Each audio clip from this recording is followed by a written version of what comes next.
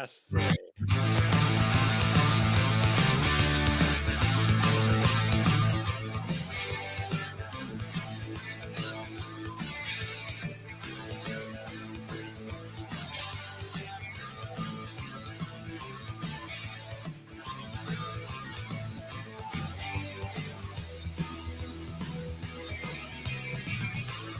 Well, welcome to another edition of Rolling Bones Around the Cage with Grizzly and Gumshoe Guy. Val, what's happening, Val? Hello from Detroit, Michigan.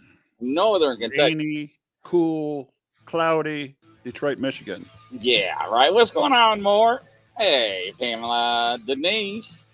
We got Crazy Witch sliding in the rear. Do I sound okay? I sound kind of weird on my end. You sound good. I've had a lot of issues with the computer today. I don't know what the deal is. Testing Jeremiah Sutton. What's going on there, brother? Yeah, everybody saying hello. So how's your weekend going? Real good. Summertime, got a lot of birthdays, graduations, parties, meetings, this, that, and the other. Hey, before I before I forget, I want to give a shout out and to the Downriver Detroit veterans group down here.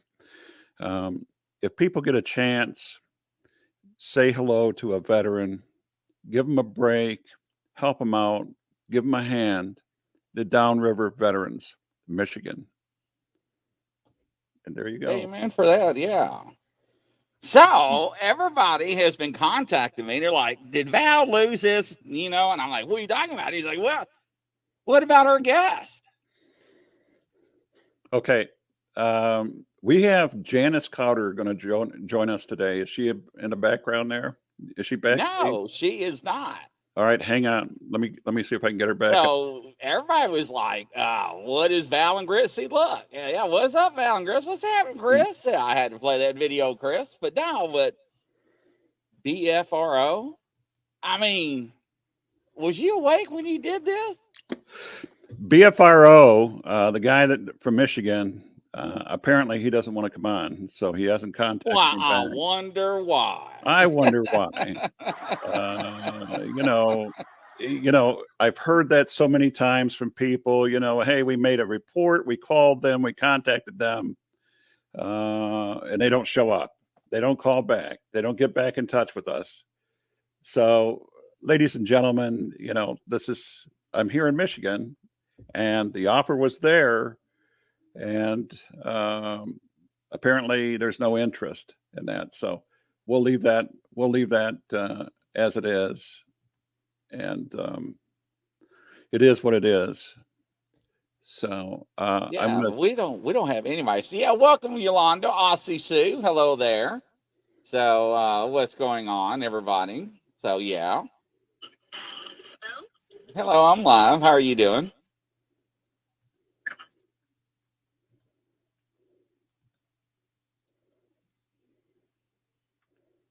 Is she bumped off? No, that was my daughter calling me. She's like, "You're live." I'm like, "Yeah, I'm live." She's like, "Oh, yeah." There's something up with the computers today. For sure. Make sure and resend that link that I sent you. Yes, I am. I'm doing that right now. All right. Let's see if we get it. Yeah. She was with me just a minute ago before I started getting bumped off. Stanley Stone says, "You have me. We don't need them. We don't need no stinking badges." Speaking about badges, did you hear what Indiana's up to? No. What's up? Yeah. So they are passing a state mandatory pursuit law for the entire state of Indiana. It is not going to be up to the departments anymore or the SOPs that the departments make. They are setting the guidelines on what you can and cannot pursue. We'll say that for another show. I just had to mention that. No, you're talking about pursuit chases? Yes. Really? Yeah. The whole state is going to be one pursuit policy. See, when I was on, we would chase you across state lines. Mm-hmm. So, but yes, they are setting up guidelines. Hello there, Catherine. Welcome to the show with Yolanda Standing Stones. And Thomas, he slid in the corner and around. He's got around the first place there on the rail. Yes, Thomas, welcome. Glad to have you there. So, but I couldn't believe that when I was laying on my chase in the studio. And, because I always keep up with some of the law, because the cold cases that I work on. And I was like, do what? And I'm like, that has got to be fake news. So I went to the ILEA and I checked it out. And I'm like, whoa, they are really actually putting that in effect in July 1st. So I didn't get to read the statute because I was just too floored. But anyways, but yes. That's pretty interesting. Back when I was, we're waiting on Janice to come into the backstage right now.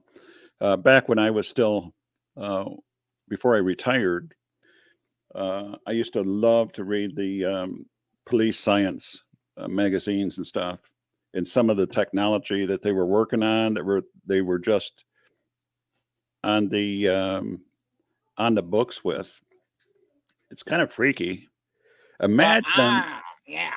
Grizzly. No. Imagine Scotland Yard working with Godiva eyes. Well, the only thing I know, I can't. With that pursuit policy, AI, and everything else, no. Brother, imagine working on studying the technology involved with Godiva eyes and taking and developing the last image that somebody sees before something happens to them. I mean, you are freaking me out. 100%. So our guest is here, by the way. Okay, great. But we need to discuss this another, because this is far fetched, ladies and gentlemen. We will. Jan, welcome to the show. Glad to have you. How you doing there? Can you hear us okay? Hello, Janice. Hello. We can see you and hear you. Can you hear us? Janice. Someone say something. I can't hear anybody. Gotcha. Yeah, when you got we can hear you. We can hear you. We can hear you good. We can hear you very good. Well, she's figuring out her audio. What is the name of that movie, Jeremiah Sutton, with Tom Cruise in it? And every time somebody does the pre-murder and they think about something, what is that movie called? And they go arrest them before the murder actually happens. Because that sounds like Thought Police. It is, but so I'm trying to figure out. Janice, you get your audio fixed so you can hear us? So, Thomas, what is the name of that movie? It's got Tom Cruise in it. Minority Report. Yes, I knew Jeremiah would come up with that name. So yes. So what was the basis of that movie? So that movie, basically, let's say that I'm just a normal human being, right? And you were the popo. Mm-hmm. So I would have a thought that I'm going to murder somebody. Mm-hmm. And before I would even do it, you would come and lock me up and arrest me. Really?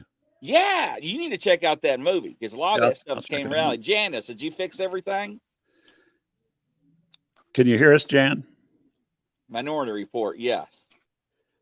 But I'm telling you right now, Val, if Indiana passes this state IC code, which stands for Indiana Code, that's why it says IC. Kentucky is KRS, Kentucky Revised Statute. If they do this, I guarantee the other states will follow. Oh, yeah. Can you hear us, Janice? Hello, testing. Cannot hear anything. Your sound is good. Well, let me kick her and let her bring her back in. So preemptive murder. That is correct, Chris. Preemptive murder.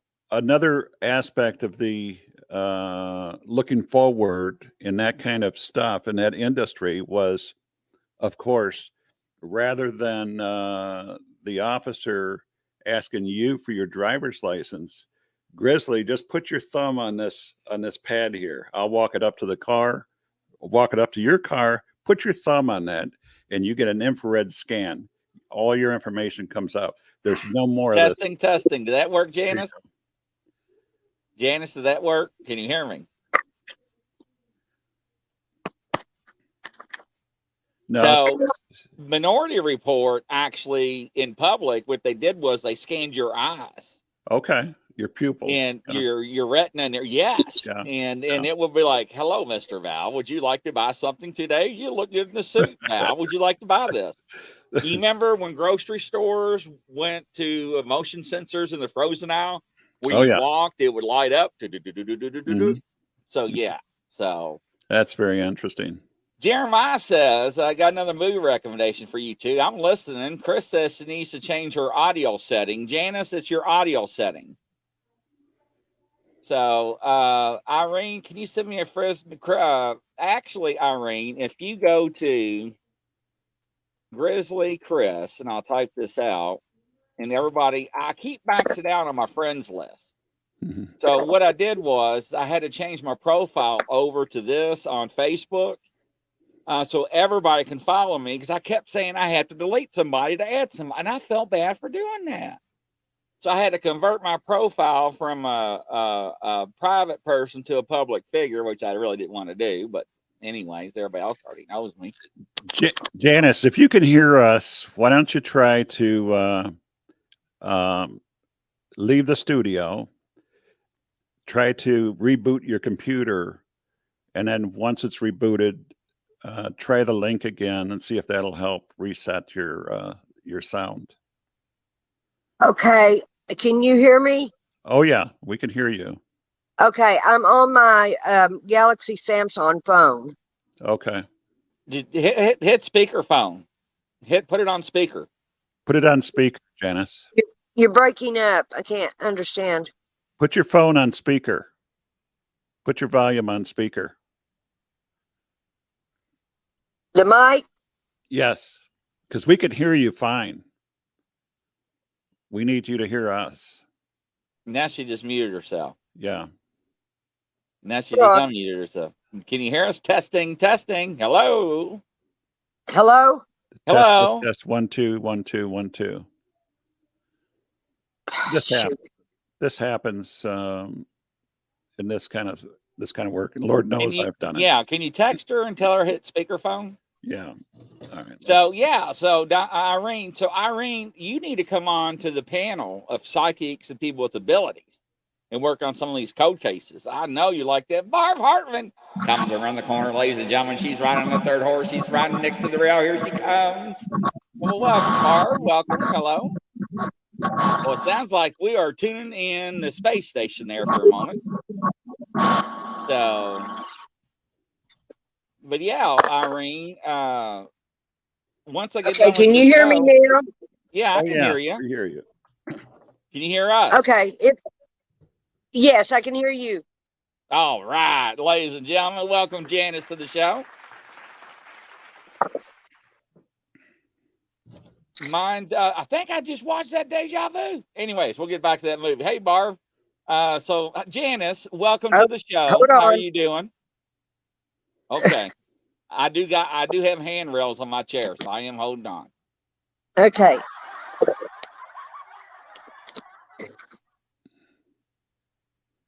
And Irene, right before we went live, one of my dolls committed suicide. It jumped off the top of my studio and landed on my keyboard, and I about fell out of my chair. I mean, it literally jumped. It did not fall. It went up in the air and out and over and onto me. Now, can you hear us, Janice? Hello, Janice. Can you hear us? Yes, I can hear you.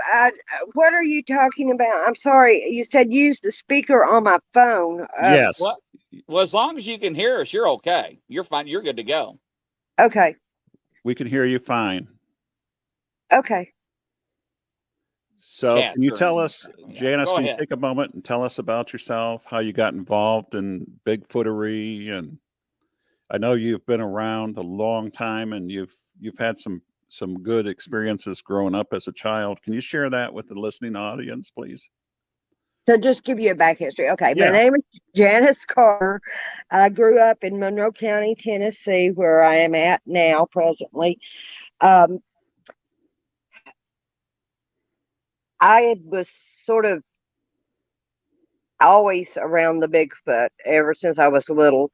My grandfather was the original person who was involved with one that he named Fox or called Fox, which was a black male, um, had black hair, hair covered, hair suit, whatever you want to call it, hypertrichosis.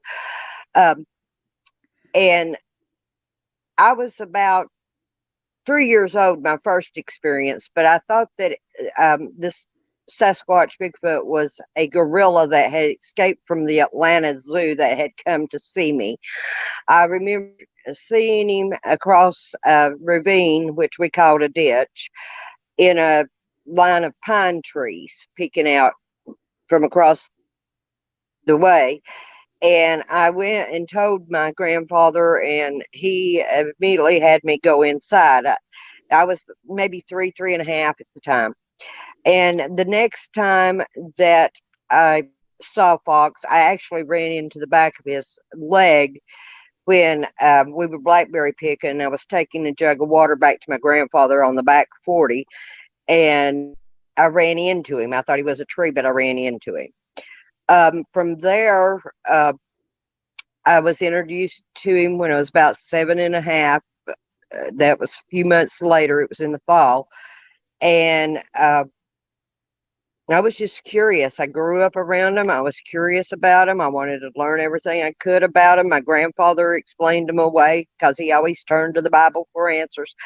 As the Edomites, descendants from Esau. And at the time, I didn't question it. She ran into it, Val. Mm-hmm. What do you mean, I lost my voice. You were picking bear, and you ran. What did you think when you ran into it? Excuse me? So what did you think when you ran into it? Can someone repeat? What was your first impression when you ran into it, Janice? Oh, I was scared to death. Yeah. Absolutely scared to death. I couldn't even talk. I actually messed myself. My grandfather had to take me back to the house. My grandmother had to clean me up. I was just terrified. So, were the neighbors aware of this? Of these? Yes, we lived in a remote area for the time. At the time, it's not that remote anymore. It's actually very populated here in Monroe County. Mm-hmm. And but at the time, we only had a few neighbors, and when I say neighbors, they lived like a mile away from us, And most of the people, I'm sorry, I'm fiddling with my phone. I'm trying to get it to prop up here so I don't have to hold it constantly. Mm-hmm. Anyway, I know that the whites were aware of it, the Taylors, some of the rest of the people, Rogers and stuff, who were our closest neighbors, were aware of it. But I found out years later, after going public with my case, so to speak, that even people that worked with my grandfather at Alcoa knew about him. Mm-hmm. Now, I'm not real familiar with Tennessee. I mean, other than Cock County, because that's where when I retired, that's where I headed for, East Tennessee. When I retired, and we had we rented a bed and breakfast up there on the mountains. So, is Monroe County East Tennessee, or is it Central? Or can you give the listening audience an idea where it's East at? Tennessee. I'm sorry, did you say East Tennessee? East Tennessee. Okay. So that's close to the Appalachian Mountains also. It's close to where? The Appalachian Mountains, the Great Smoky Mountains. Appalachian Mountains. I'm actually, the farm is exactly 6 miles from the start of the Charhola Skyway. Okay, cool.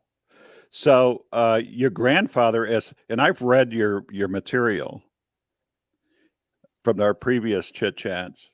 I'm sorry you broke up. My grandfather what? I read your material, and from the material that I read, your grandfather raised this Fox, this individual named Fox. Is that correct? My grandfather didn't raise him. My grandfather built a relationship with him. Him and Ralph Everhart were clearing the land back in the 40s, 1947, and either Fox was in the tree, he was a child at the time. Either Fox was in the tree or the tree fell on him. My grandfather took him to the house, him and Ralph did, and they looked around the neighborhood and around the community. Back then, they used to have little communities. All little towns had different communities in it, and they thought that he was disabled, a handicapped individual at the time. They first had him at the house, and my grandmother wouldn't allow him to stay in the house because he was basically tearing it down. And so my grandfather took him up to the front barn. There's two barns on the original property. There was 112 acres. 54 acres was in Monroe County, and the other was in McMinn County. That's why a lot of people say, oh, well, the farm isn't as large as what I said it was. It was actually as large, but part of it was in a different county. So we paid taxes, land taxes in both counties. But that said, anyhow, my grandfather took him up to the barn when he was little and put him in the middle stall of the front barn. That stall is still demolished where his parents, Fox's parents, broke him out. And so what was your relationship with that family of Bigfoots on that farm property then? When I grew up, when I was little, my curiosity, I was very outgoing child. I was hyperactive and everything else. But from the time my grandfather took me to the barn to meet his fox, is what he called him, and a fox was in under a tree at the time and came out and got a plate of food and everything. I think it was sometime right around maybe December, late December, the 1st of January, when I really got curious about him because Fox's wife, Sheba, she had twins, Blackie and Chico at the time. And I was like, oh, I wanted so badly to play with those babies. But of course, she wouldn't let me touch them or get near them. She was ferocious with them, if I tried to get near. But I got so I would follow them around. I'd climb trees thinking that they couldn't get to me if I was up in a tree, which was a myth because they can climb like nobody's business. And I guess from there, I mean, I would watch and observe them. I'd play hooky from school at times and get myself in trouble. And my grandmother would be ready to kill me when I came down out of the tree. She used the hickory method. She had me go break a switch and I'd get switchings. But, that was back then. It's not today. But my grandfather, he finally gave me a little notebook. I call them little notebooks. They used to be different from what they are now. And I'd carry a pencil around with me. And I've always been dyslexic, but I would try to write down some word that I heard them say. And then I'd go to my grandfather and ask him. And this kept going on, what it meant. This kept going on until I was about 10. I got a little bit braver when I was 10 years old. And I decided, okay, I'm going to talk to them, because, and they talk in English. It's hard to understand them because they will talk about 3 times as fast as what we do. But if you ask them to slow it down, you can understand them. Of course, the males are very, very baritone deep. Females are really, really high pitched, a lot of them, and children can range in between. And their voices, but I just started asking them, and I learned from them. That's the only thing I know to tell anybody is I learned from them. Mm-hmm. Mm-hmm. I also learned that not all of them are nice and friendly, and they're not cuddly teddy bears. Ugh. So I take it you ran into some mean ones. Excuse me? I'm sorry, I can't hear. I take it you ran into some mean Sasquatch also. No, you can't hear it. Okay, Grizz, um, let me just ask one thing. That you never take a switch to me, Grizz. Janice, you sound loud and clear on our end. Can you hear us at all? Yeah, it's very low. I can hear you better than I can. Val? No, I can hear. Val better than I me. think Val. Val sort of echoes when he talks. I don't know how I've been adjusting level of my volume, but I can't get him not to echo. Mm-hmm.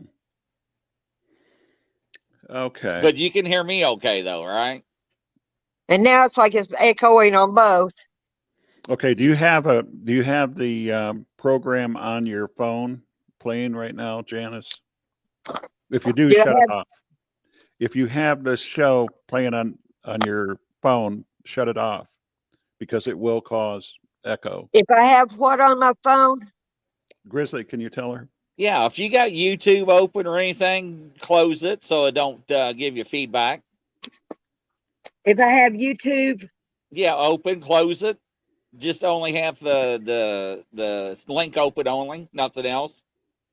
the only thing I have open is the link. Okay. Oh, okay. Okay. I don't have any other program running in the background or anything. Okay. Well, Grizz, what I was saying was, if don't ever take a switch to me. No. Now I remember. I just she talks to him. She learns the Mhm, language. You mhm. need to ask what OCO means. Maybe she knows, but she says she talks English to him.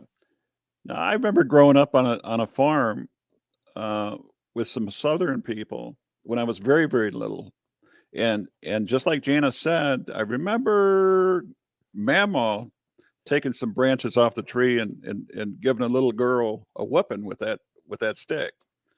But eh, eh, you know, we don't see that anymore like that. But yeah, I can understand that very well. Um, one of So the things that Janice, you do have her phone number, right? Her actual phone number. yeah, Text it to me and I'll call her. I'm gonna hook up my okay, system to my phone to the system to where we can get her on here on audio. okay. And let's see here. That So goes. so a long time ago, when I read this book from Janice, I'm going to tell you something. It opened my eyes up to a lot of stuff involving Sasquatches and stuff. All right, I got everything. I got the phone system in line and All in right, ready. hang on. Let me send her a text message real quick. Okay. Just I bear just with can't me. believe this is pretty wild. Hey, Stingray, Yeah. welcome to the show. I'm glad you're here. Well, I was bumped off a couple times at the start of the show, and then camera goes on and off. I don't know what the deal is. Uh, that's not that's not happened to me like that before. Can you hear us okay? I was going to call you there if you didn't. Can you all hear me? Yeah, we Yes. can hear you, Yeah, we but can she hear you can't good. hear us. For heaven's sakes, please. Yeah, just tell her that I'm going to call her from a 502 number if that's okay. Text her and let her Okay. know. Dennis, I just sent you a text message, and then when you send that back to me, I'm going to feed that over to Grizz, and then he's going to call you, and then I think we'll be okay like that. So just let me know when she gives you the Yeah. thumbs up. But no, I just cannot believe. So I mean, she wanted to play with the babies. Mm-hmm. What? No, No, not. she's gonna tell you that she's watched them quite a bit from afar, and from all of her observations and stuff. She helped she worked with Mary Green to write this book. That if you haven't read it, you need to read it, because there's a lot of stuff in there that you'll learn about Sasquatch, their behavior, their mannerisms, their speech, etc., etc. It's very good, very, very good. So what I'm going to do while we're on the air, Grizz, I'm sending you a message right now. Yeah, I tell you what, while we figure this out, ladies and gentlemen, stay tuned. We'll be right back.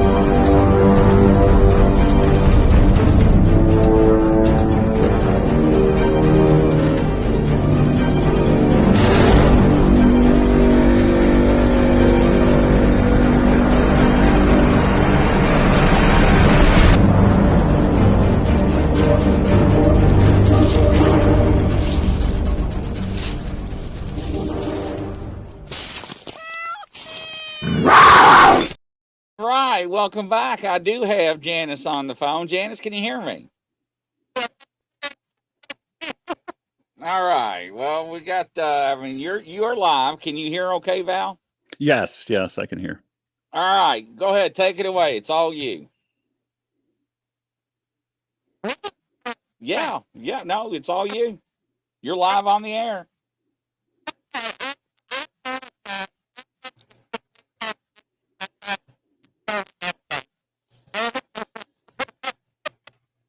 Hey, Grizzly. Grizzly. Yeah. It's not coming out very good. Thank her if you can. If she can hear you, thank her. She's already gone. Yeah, it's not working out at all, ladies and gentlemen. It's not good. I do apologize about that, but I do have a system set up to where we can actually receive phone calls and everything. Yes. But Bluetooth connected. I wanted to hear the story because I mean, yes, we'll have her back at another time. We'll get the sound business straightened out. You know, you were talking earlier about the doll or something falling off the shelf or something. It did not fall off. It jumped. It did not tilt over. Let me. It jumped up in the air and it came across the studio and landed on my keyboard right before the light. I about boo-boo myself. Now, I'll tell you, while I was at Detroit Receiving Hospital a few years ago with my wife, we were sitting in the room. I had my phone plugged in, all kinds of people walking by, and I had the chair set so I could watch people walk by the room, doctors, nurses, A lot of chitter chatter going on. I was talking to my wife. There was an outlet near one of the examining room tables. So I plugged my phone in with a charger while I'm talking to my wife. And I kid you not, stone cold sober. I watched my phone unplug from the outlet and fling itself across the room. And I looked at my wife and I looked back at the phone on the floor with the cord and the charger. And I asked her, I said, "Did you see that?" And she said, "Yeah." Now that's what I seen with my own eyes. Detroit Receiving Hospital, a very old hospital. It's seen its share of misery and energy but have you guys ever been in the hospitals and stuff to look at those things? So a lot of people go in the hospital. I have my fair share in the hospital Mm-hmm. and hospitals Mm-hmm. because of my injuries and my complications that I had. So have I ever investigated one? No, I have not. I have totally changed views on a lot of things after I encountered that cloaking video and made sense on a lot of things when I was hunting by myself. People laugh about me not wanting to go in the woods alone anymore. I do not. I will not go mushroom hunting by myself. I will not go in the woods alone anymore.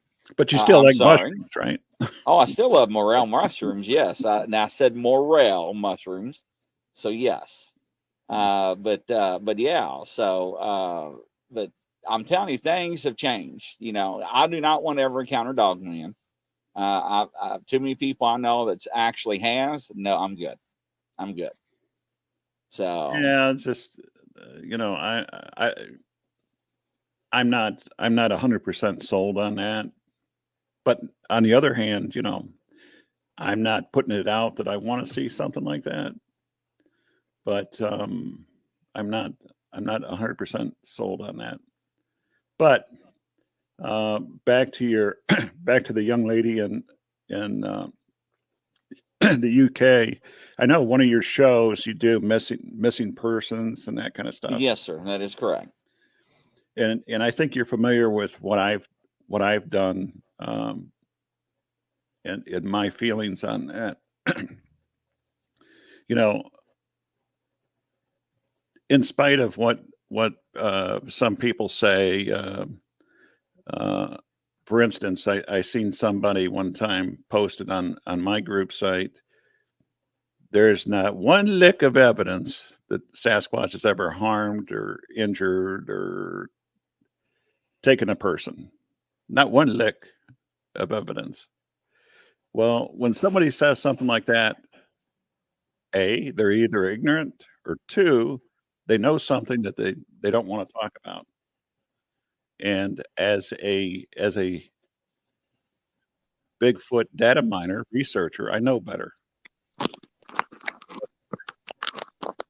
And whether or not you hear about it, um, it occurs. But not all missing persons are taken or harmed by Bigfoot Sasquatch. In my opinion, there's a lot of reasons for people disappearing in the woods. A lot of it of Bigfoot Sasquatch. It's there's such things as human trafficking, crime, suicides, volunteer missing, other predator animals, wolves, bears, cougars, um, and accidents. Accidents happen.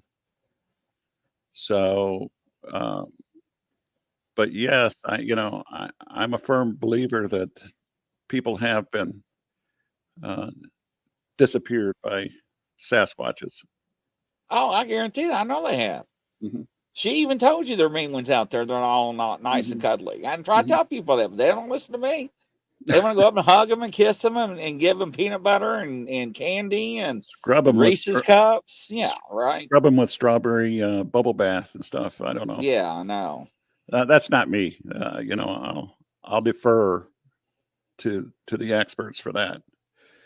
So yeah, you know in my, I don't know if I said this before. I don't know that I discussed this before on this program, but my curtain call before I retired, I volunteered to look for that missing individual, clearly out of Right. my jurisdiction, and he was definitely a homicide victim, and in fact, to this day, his death is a is an unsolved case. It's still open, but you know, it happens, and it's sad.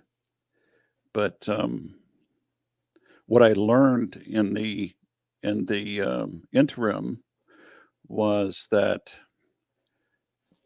there's a lot of people like that all across the country.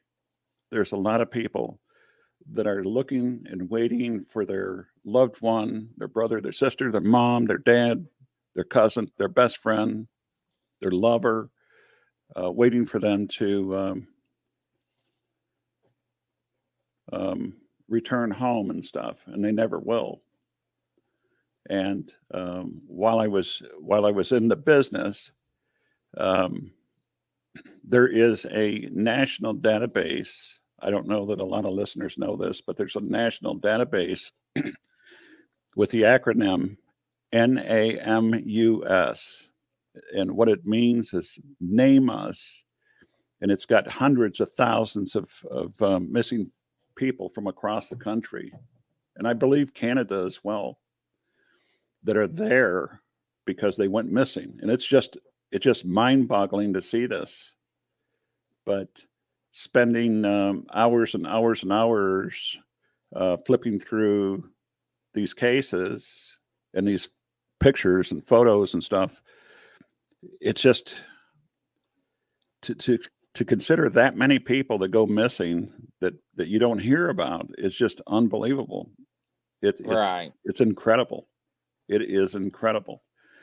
And a lot of these things, what I've noticed was a lot of these incidents occur along interstate highways. In particular, the one that I was looking at was Interstate 10 that ran from the Atlantic coast to the Pacific coast in California. And never in my life did I realize, or did I really understand, that this is one interstate that traverses across the entire country. But to see the magnitude of those cases all along that freeway, that interstate, is just, I'm telling you, Grizz, it's just hard to grasp. It really is. But that was my experience with that kind of stuff. And um, once I was complete, and I did, by the way, I did locate that missing individual that was out of Ohio, and I was able to see that his remains were returned home to his family in Ohio. I eulogized his service. It took another 3 months, about 3 months, to cut through state and federal permits to take that human remains across state lines and stuff. But in a large way, I see that is a healing process for me too, because it was more or less like self redemption. Um, you know, I'm not a perfect person. I've never been a perfect person. I'm imperfect, and I live in an imperfect world. And I'd like to think that my life as an adult was in service to mankind, and that's what we did, Grizz. You and I both, in um, Stewart before us. He was on here from Houston, Texas. He knows it's thankless work.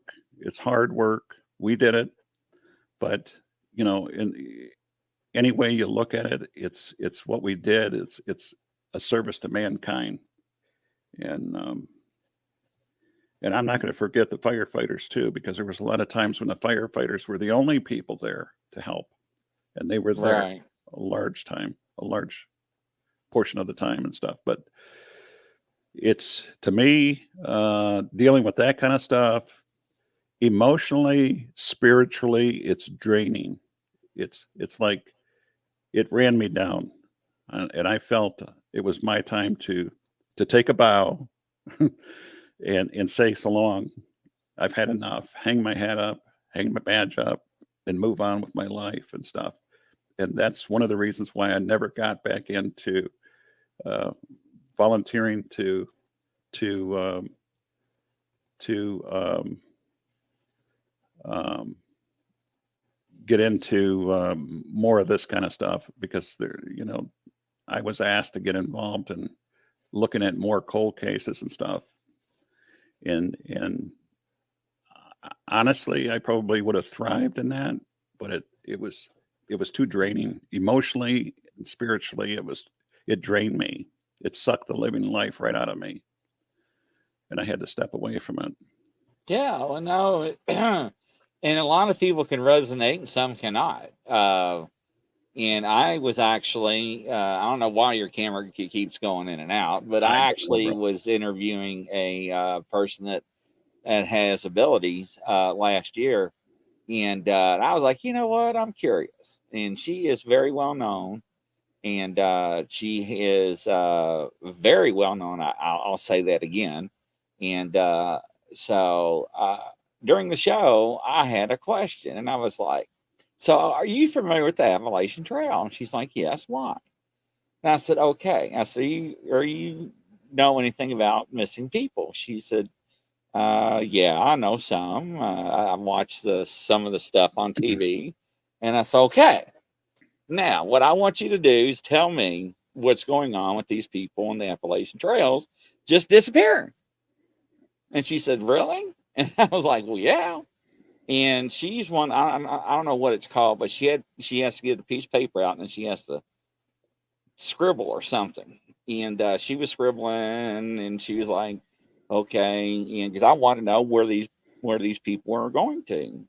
And she kept saying she's seeing graves, mass graves, and she says there are, it looks like, numerous serial killers that are unknown, that are not known to be recognized, that are working. They're not caught. That it's man-made, and she said man-made. And now you and I, we pick up on key terms. Mm-hmm. So I let her do her little spill, and she was seeing some of the people jogging and everything. So she did her little spill, and I said, "Okay, now what is supernatural?" And she just sat back and looked at me and got real quiet. And she started scribbling. She put her pencil down. She wouldn't answer it. That was the end of the conversation and the interview, pretty much. Whatever she saw scared the hell out of her. Mm-hmm. Yeah, scribe writing or spirit writing. Thank you. So that's what it's called, Barb. Well, So, I do know that. so what does that tell you? Well, it tells me that she doesn't want to go there. There's something there that's bothersome to her, and she doesn't want to go there. But Yes. um,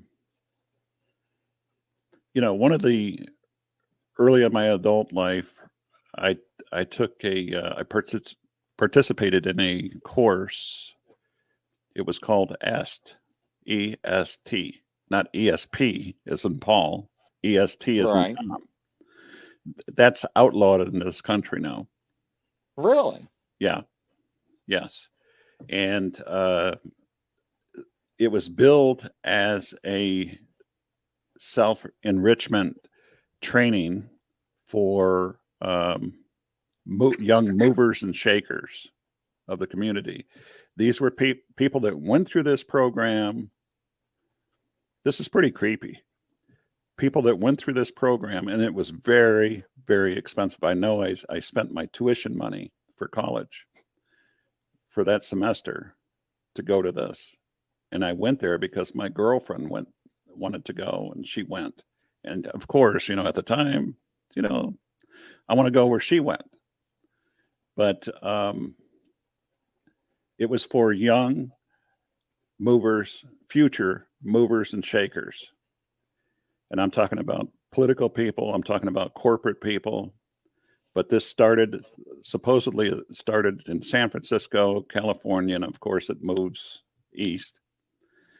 And the S program, the one particular training that I went through at the time,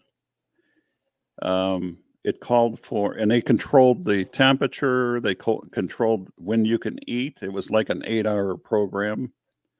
It was held in a large auditorium.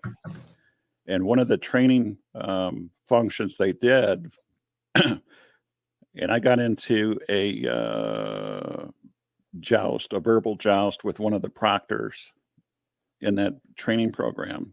So, of course, he calls me up to the stage, and they have the stage lights on me, and he's in the audience on the aisle with a microphone, and we're going back and forth. And so what happens is, and this auditorium is filled with people. They dim the lights. They dim the lights in the auditorium. The spotlight is on me, up above me, and he signals 4 proctors to come out. These are 4 strangers to me. One of them step in front of me, nose to nose, staring at me. The second one goes to my left. The third one goes to my right. And the fourth one goes right behind me with his nose to the back of my head. I can feel him breathing in my hair. Now he's asking me from the audience, his words, how do you feel? How do you really feel? Now, you don't see the audience out there, but they're out there. You can hear them clearing their throats. You can hear them cough every now and then. You can hear them shuffling their feet in nervousness. How do you feel? Well, it's not comfortable, I'll tell you that. But this is part of the training. He then calls another 25 people up on the stage. And again, proctors come out, strangers in this training come out, and they do the same thing to them, standing in front, on the sides, and the back of them. And he's asking them, how do you feel? What do you feel? I'm going to tell you something, Grizz. I seen a grown man standing there and cry like a baby right there because he didn't like it. You're standing in somebody's comfort zone. Each of us as human beings have at least a 6-foot security zone around us. There are some cultures around the world that you will offend them if you stand too close to them. Did you know that? Yes. Yeah. Yes, that is correct. And it's very uncomfortable. But again, they controlled the heat. It was freezing cold in that place. They tried to make you jealous. If you had a wife or a girlfriend, you'd have some other man rub it on their back and stuff. And, I'm from the old school. I didn't like that. I didn't like that kind of stuff. Don't make me jealous like that. Don't make me angry. But this is what they wanted to do. This is the kind of stuff that they did. And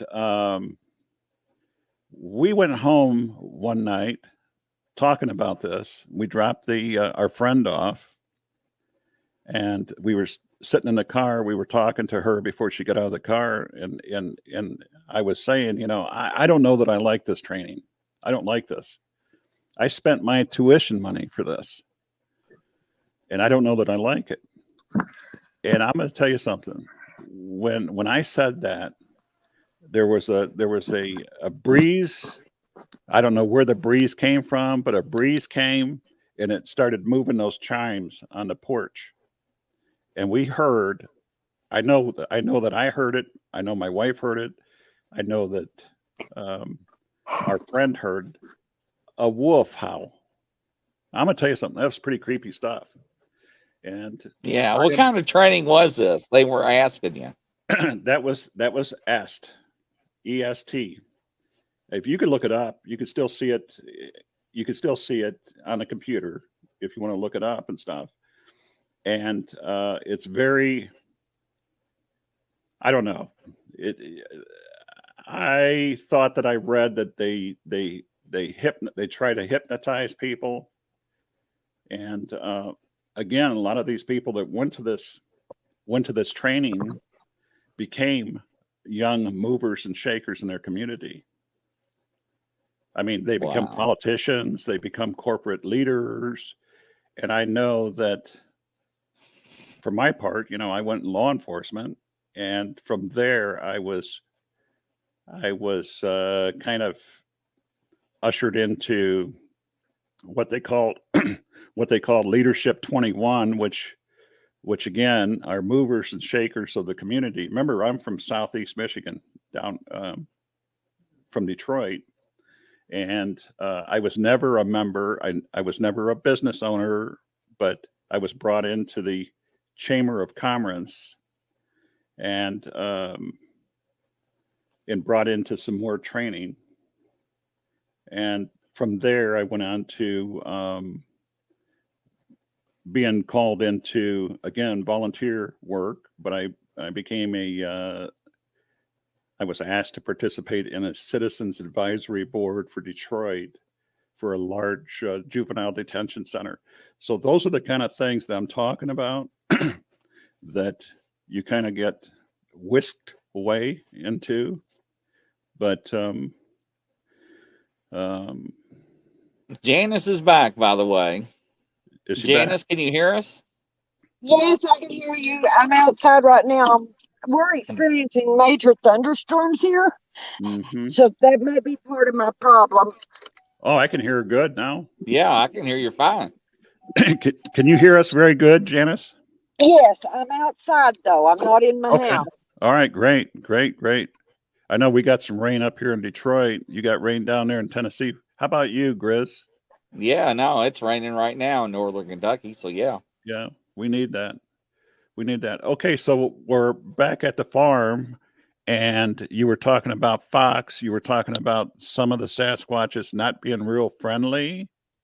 I do remember um, a little incident that occurred down there on your grandfather's farm of a young girl. Can you tell us the story about the young girl? Yes, back I was young at the time. One of the Fox's son, one of the twins, the Blackie, we called him Blackie, actually molested a young girl at the time back years ago. Molested her, you say? Yes, raped her, molested her. Mm-hmm. I wonder how often that occurs.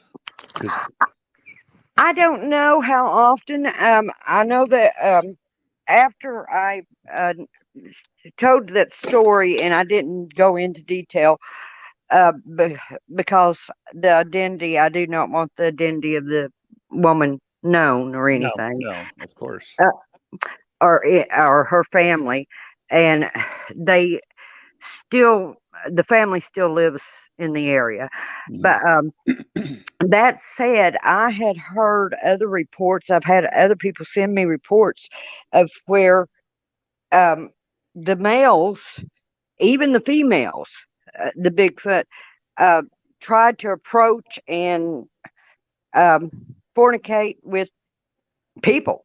Mm-hmm. There was a case that back when Mary Green was still living, Mm-hmm. that this one young woman sent her and said that this male Bigfoot in California was following her around Bluetooth and disconnected. was Bluetooth inappropriately connected. approaching her. Grizz, you did hear what she said about Yeah, the lady. I'm sitting here trying You're to remain stunned. calm. You're stunned, my friend. I just hurt my neck. All right, for whiplash. Mm-hmm. Now I've heard stories, but I never had them confirmed. Mm-hmm. Now, as a researcher, I found a report out of Detroit, out of Texas. It was an early report, I believe, in the 20s, the 30s. I think maybe the 30s. And Grizz, the way I read this report and the way the witness brought this report on, if you look at a report, my friend, you can tell whether another police officer wrote this. In other words, he's whistleblowing on his agency.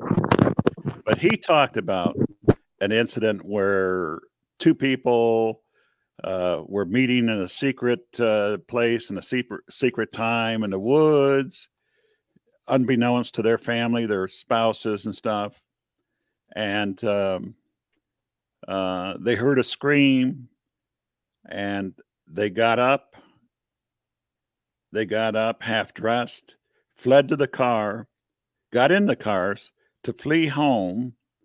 On the way out of the woods, this is what was in the report, and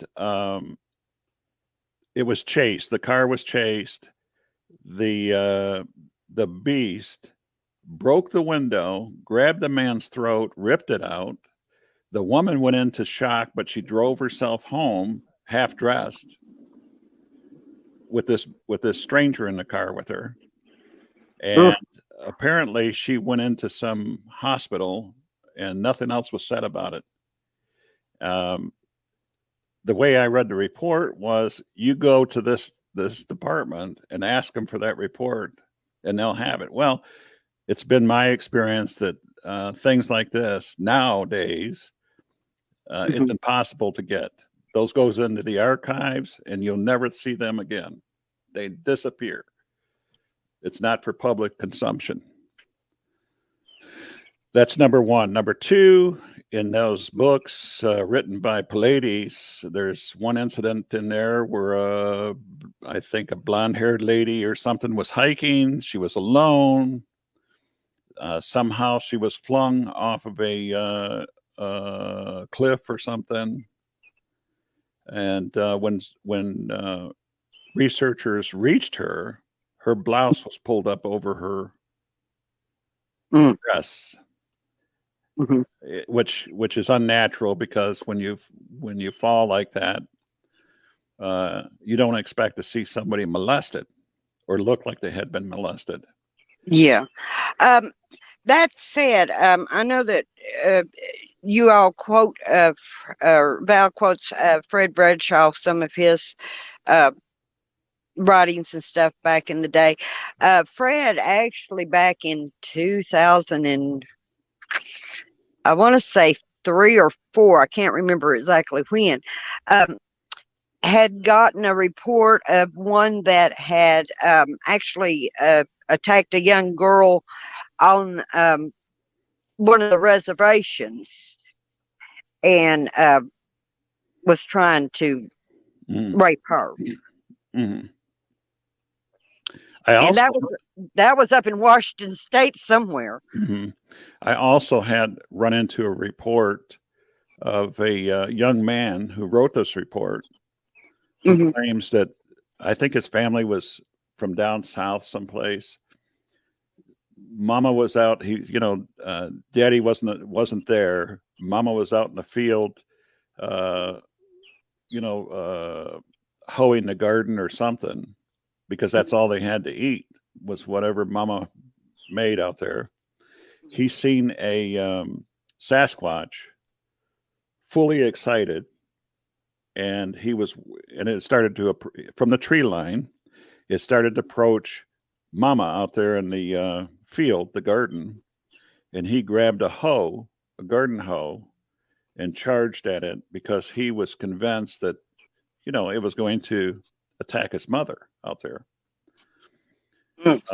So when I look at these reports and I see reports of Sasquatches that look like black people, with the hair and stuff, when I see these reports with Sasquatches with blonde hair, green eyes, blonde hair, blue eyes, and I know for a fact from my own personal encounter, these this being did not have a hairy face like a gorilla, like a wolf man.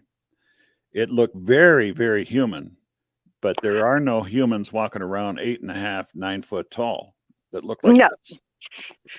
So I have to believe that there are human genes mixed with these things. Now, there's reports also out of Canada during a plane crash where one of the passengers was a baby, and the baby was unaccounted for in the No. in the passenger list. And there's other reports, follow-up reports, that say that they've seen Sasquatches with a little boy that looked like the baby would have looked like had it aged 6 years.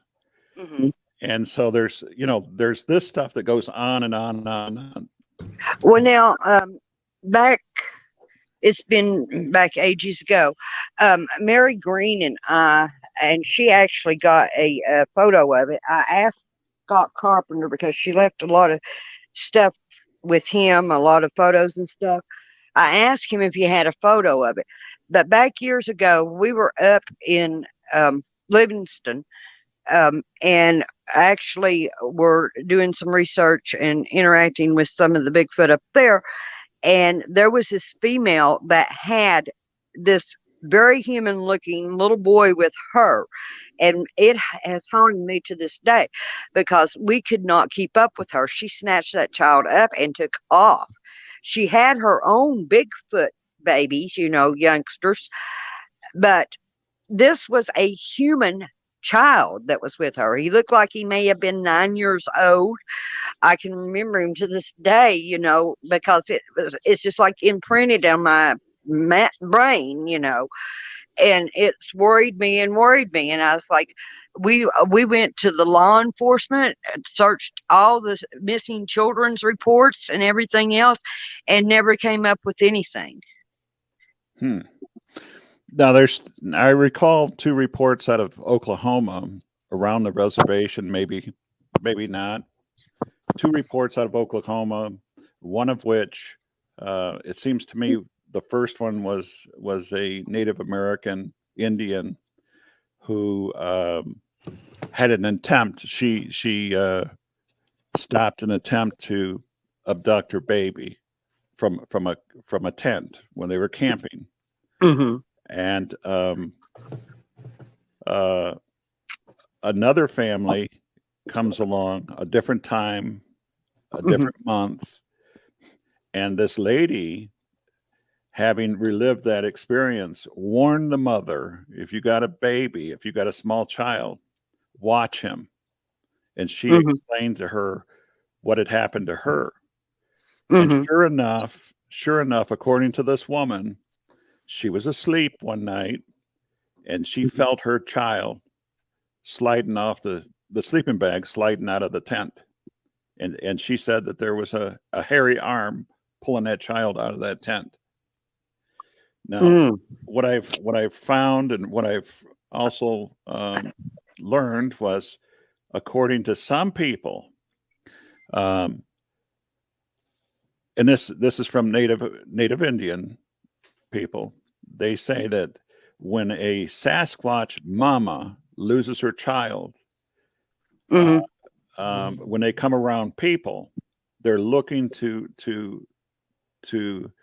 find a human child to replace their baby. Child. Yeah, to replace that baby or child, whatever it is.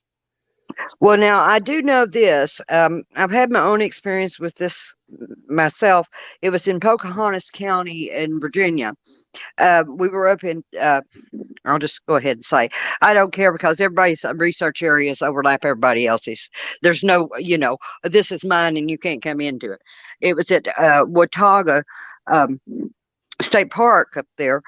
And there was a female at the time who had lost her child, and there was several of us camping. I had my daughter Holly with me at the time. She was 7 years old, and my friends had their little girl who was 5. And this female tried to lure the other little girl out into the woods with her. She was determined that she was going to take this other little girl. And we actually, the child took off, the little girl took off, and we had to go after her. We were scared to death that this female was going to snatch her and take her off, and we'd never see her again. We ended up leaving, but we had returned, and visited that area since. But that was not a pleasant experience. Mm-hmm. And I've always been very, very leery of them snatching up my daughter. My youngest one used to go out and play with the children, and being around Fox and all his family members and everything. And Fox has been deceased since 2010, but being raised up around him, my daughter knows just about as much as I do about him. But she would go out and play with the little ones, Squeaky and stuff, when he was little. And if we even went to Don Keaton's South Fork one time, and thank God I had other people with me, because she got out of the tent and was down there feeding all our food and marshmallows to the little Bigfoot up there. And I was like, oh my God. And one of our friends happened to get up and note that she was down there doing it. He tried to video record her doing so, and I'm like, I felt like wearing her out. She's never had a whipping in her life. She's had a firm scolding, but Mm-hmm. that was one time Mama almost came within an inch of whipping her. Mm-hmm.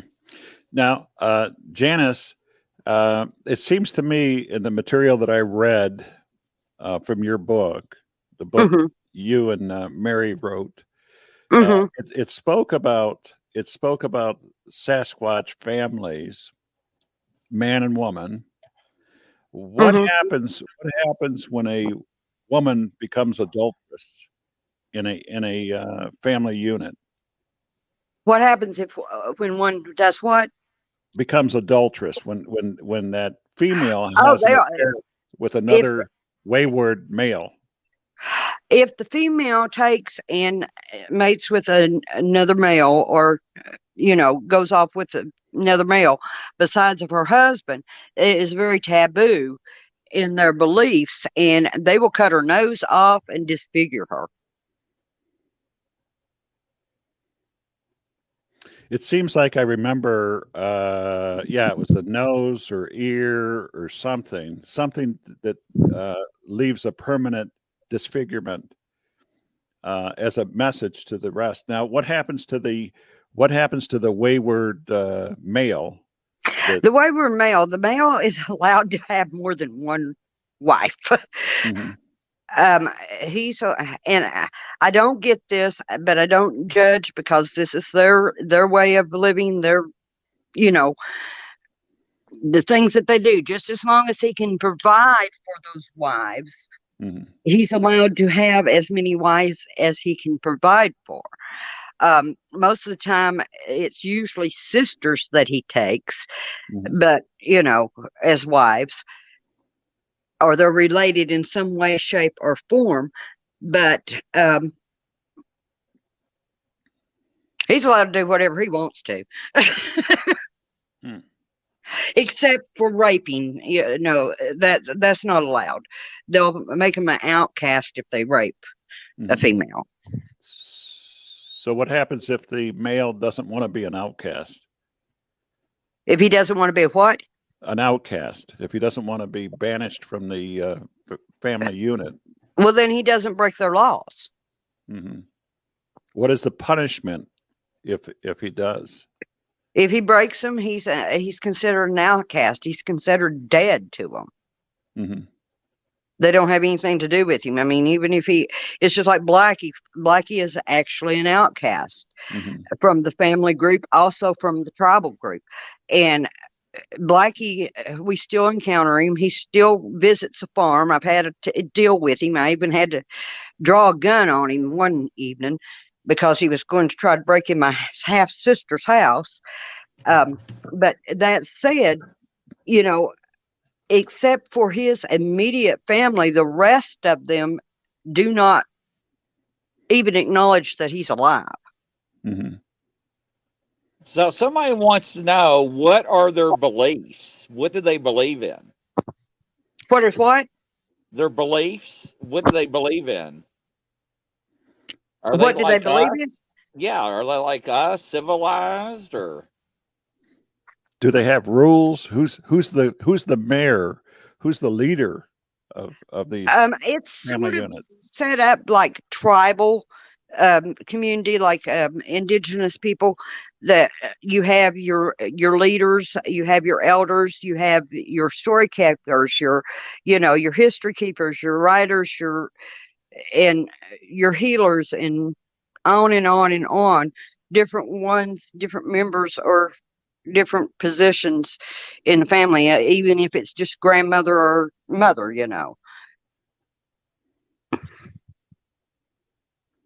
Oh, that's unbelievable. And they believe in God. I do know that. They They believe do. they believe in God. They believe in the devil. They believe in they have their own version of Jesus Christ, which basically is the same, that he visited here with them too when he, was here on the planet with us. Um, but then you have some beliefs that I shouldn't judge. You know, it's like, okay, where do you get this idea from? You know, I do question. You know, and it's like they believe that they were among the first creations. Okay, if we read our Bible as a history book, not just for the religious and beliefs in God and whatnot. If we read that, it says, on the whatever day, the fifth day, I think it was, sixth day, when God created the original mankind, he created both male and female, and he told them to go forth in his image, in their, told them to go forth and be fruitful and multiply. Okay. Then he creates Adam in a different way, because he takes the dust and breathes into the nostrils of Adam. And Eve is actually created out of Adam from his rib. That said, the Bigfoot think that they were among the first creation. Some people say that some people believe that Bigfoot Sasquatches come from, they're interplanetary. They come from a different planet. I don't believe that. Hmm.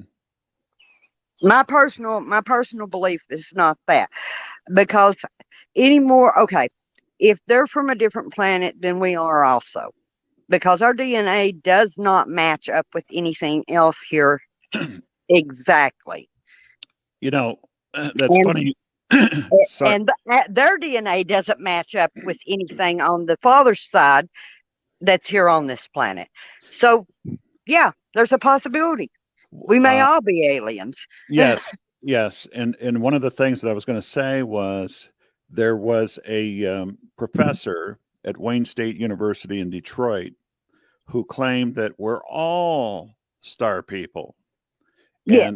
And what he meant by that, when he explained it, was that when we look up in the sky and see meteors fall to the ground, they go into the soil, we plant the food, we eat the food, we consume the food, and whatever material is in Hmm. this soil is consumed in the nutrients of the food Hmm. that we eat.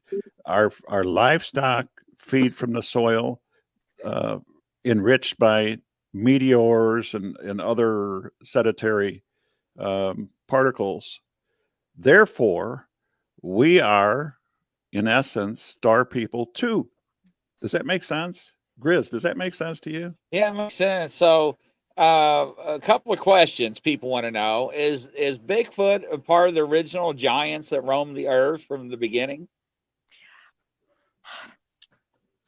I don't honestly know for a fact, but I would consider them a part of them, yes, because there was giants in the beginning, according to creationists, in the Bible.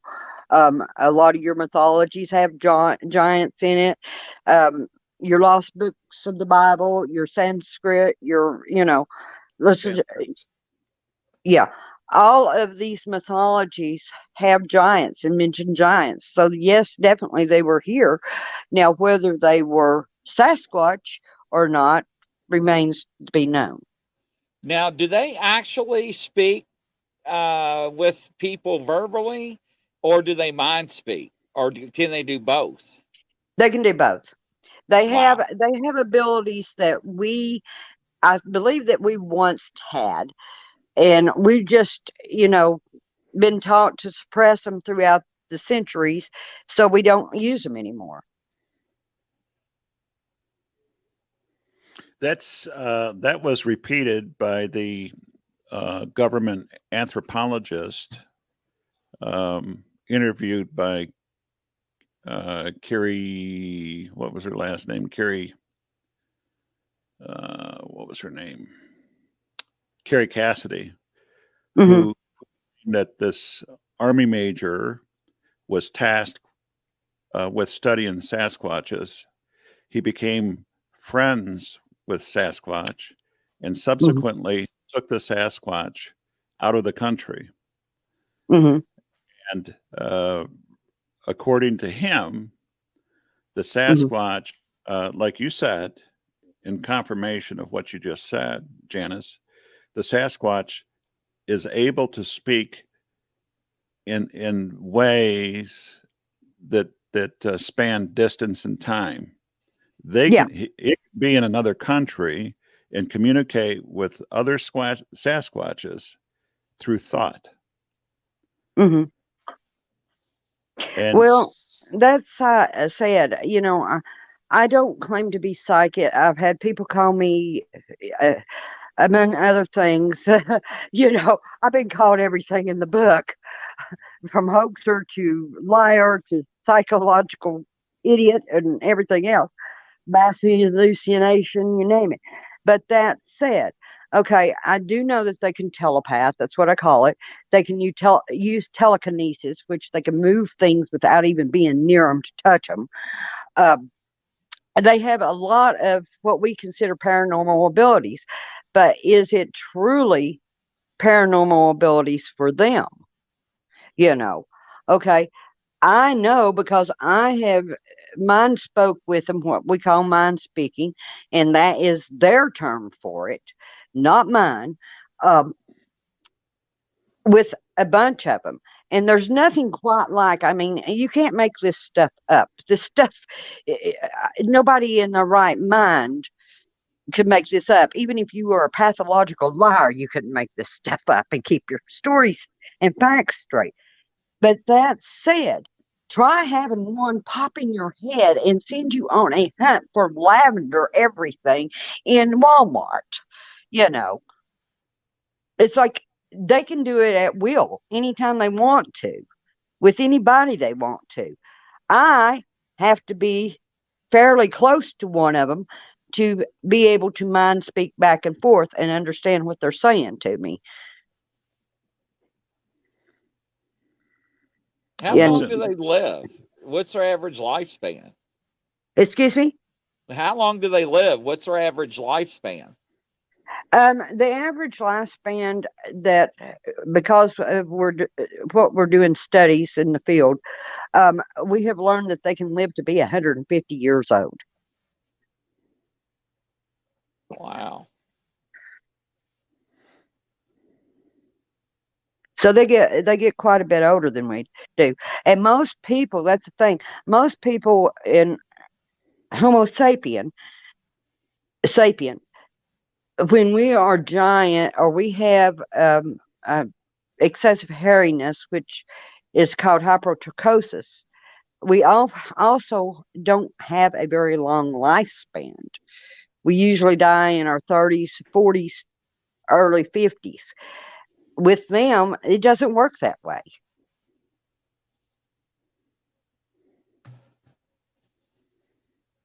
what was the Yeah. name of that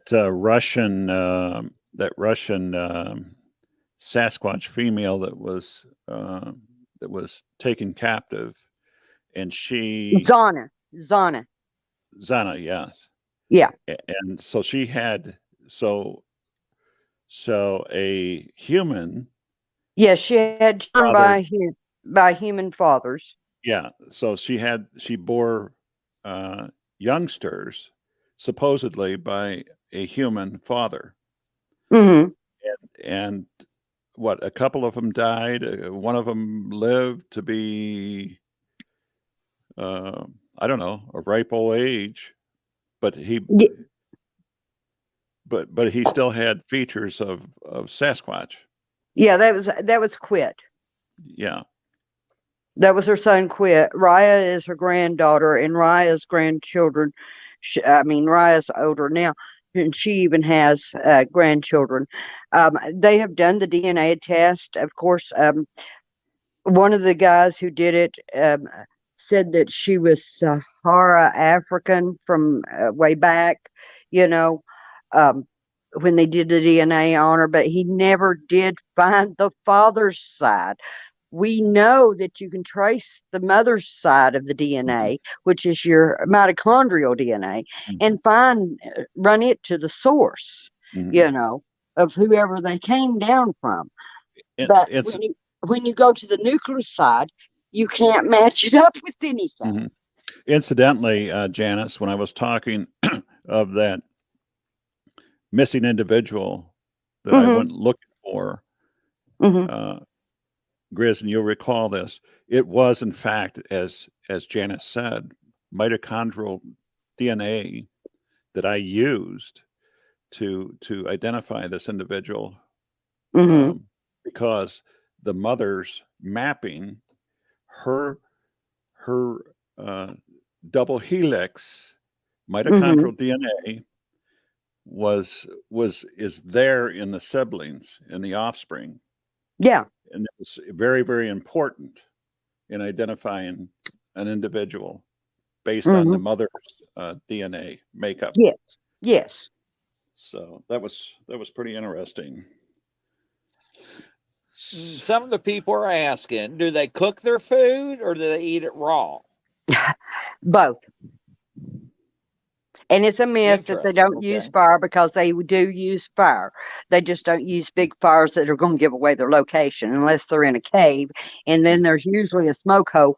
And I have found many a location where they were at, especially in the wintertime, where they're using fire inside these caves, and they have like a smoke hole in the roof of the cave. So if Mm-hmm. you find the opening to the cave, you found them. Excuse me. That's something that's verified and confirmed by the late Bobby Short as well. She says the same thing. Absolutely, Bigfoot Sasquatches are familiar with fire. Yeah, they're Uh, familiar with fire. yeah. They use a lot of it with herbs and stuff that they make teas and stuff with. It's Mm-hmm. just a small fire, and I've got, I don't have them so that I can share them, but I have photos and stuff of their fire rings Mm-hmm.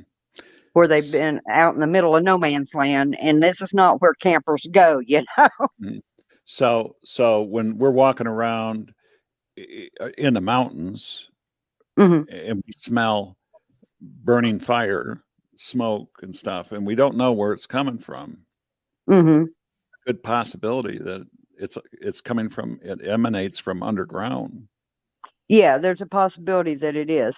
And they So do very. use, like I said, they use cave systems and stuff. It's like here, a lot of people, um, back years ago,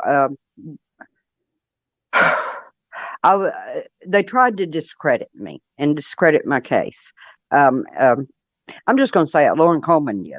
So he sent his brother down here along with some other people from up in Michigan. And they came to the farm and they said, "Oh, well, she doesn't live anywhere near the Smoky Mountains, you know, and there's no way, it's too, civilized and everything." And I'm like, "Look, buddy, you can look out the back door from the farm and see the mountains. We Mhm. live in what we call the knobs. They don't call them the foothills of the Smokies. Here in the South, we call them knobs, you Mhm. know." Mhm. And I'm like, we have the Lost Sea right in Monroe County. It's on between Madisonville and Sweetwater. It is exactly 8 miles from the old farm, you Mm-hmm. know, and that's it. That is Craighead Caverns. It's the second largest underground lake, or whatever you want to call it, sea, water in the world. Mm-hmm. And those caverns run for miles. That cave system does. I used to lead tours back when I was a teenager down there, and there's parts of the cave that you just don't take people into. Mm-hmm. Why not? Why don't you take people into parts of those caves? Do what? Why don't you take people in parts of those caves? Because the Bigfoot are there, and a lot of it has a lot of artifacts in different chambers of the cave from the Native Americans Mm-hmm. that were once here. There's a part that we do take them into, which is a large chamber that opens up. You have to go through a narrow passageway, but once you get into it, it opens up. We call it the ballroom. It was the Mm-hmm. dance room. There's another a chamber that opens up into a large cavern. You know, Mm-hmm. that they stored food in. Mm-hmm. There's a lot of artifacts that are still in those caves, in the back parts of the caves, where you don't take the tours, Mm-hmm. people in there, because you don't want them to disturb it. I mean, there's paintings on the wall. If those paintings, if sunlight or light or camera or anything, if you snap a picture, it can damage those paintings. Mm-hmm. So, Bigfoot, Sasquatch, they also use Do what? mod- Bigfoot, Sasquatch also use modern um, utensils, spoons and forks and dishes and cups and needles and thimbles and blankets and stuff. Is that Okay, correct? hold on, my signal. I can't hear you. I'm Mm-hmm. trying to get around. I heard something about utensils. Yes. So Bigfoot, Sasquatches use modern appliances such as Well, to a certain extent, dishes, cups, if you, blankets. yeah, if you gift them something like, okay, for instance, they'll use pots and pans. Mm-hmm. You know, I don't know that they actually cook in them, but I do know that they used to go to the creek in the spring and get water in them. So, you Mm-hmm. know, they'll use. I've gifted them knives. I even had Winnie Bojo, asked me for a left-handed, because he's left-handed, hoof knife, which is a tool that you use on horses' hooves. What in the world he needed with it, I have no clue, but I found him one finally. Um, they'll use hammers. They'll use hoes, shovels. You know, different types of things like that. It's even like over in where Igor Borsif is right now. Mm-hmm. We had one of the males over there, not Gisha, not Greg. Um, but one of the other ones asked for a gun, and I said, "Don't you dare give him a gun. We don't know whether he knows how to use it or not." Mm-hmm. You know. Now, there's a report out of Alaska where a couple hunters were watching a Sasquatch enter Hmm. onto a beach, walking up to a whale carcass, Hmm. and they watched this Sasquatch cutting off portions of meat. Hmm. When But they when it walked away with this 200-pound slab of flubber on its shoulder, they approached the carcass and they found a serrated bladed knife that it hmm left. Where did the knife come from? I wonder. well, I'm sure they either took it from someone's property, you know, or else someone gifted it to them. Well, thank goodness they don't give it guns. Do what? Thank goodness they don't give Sasquatch guns. Yeah, don't give them guns. I don't recommend that. And I do not recommend giving them liquor or whiskey or any of that stuff because they do really, really bad.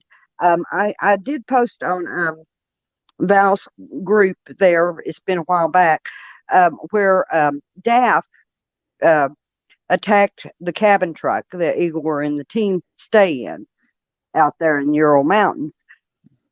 That said, what happened is, against my advice, they decided that they would give them vodka.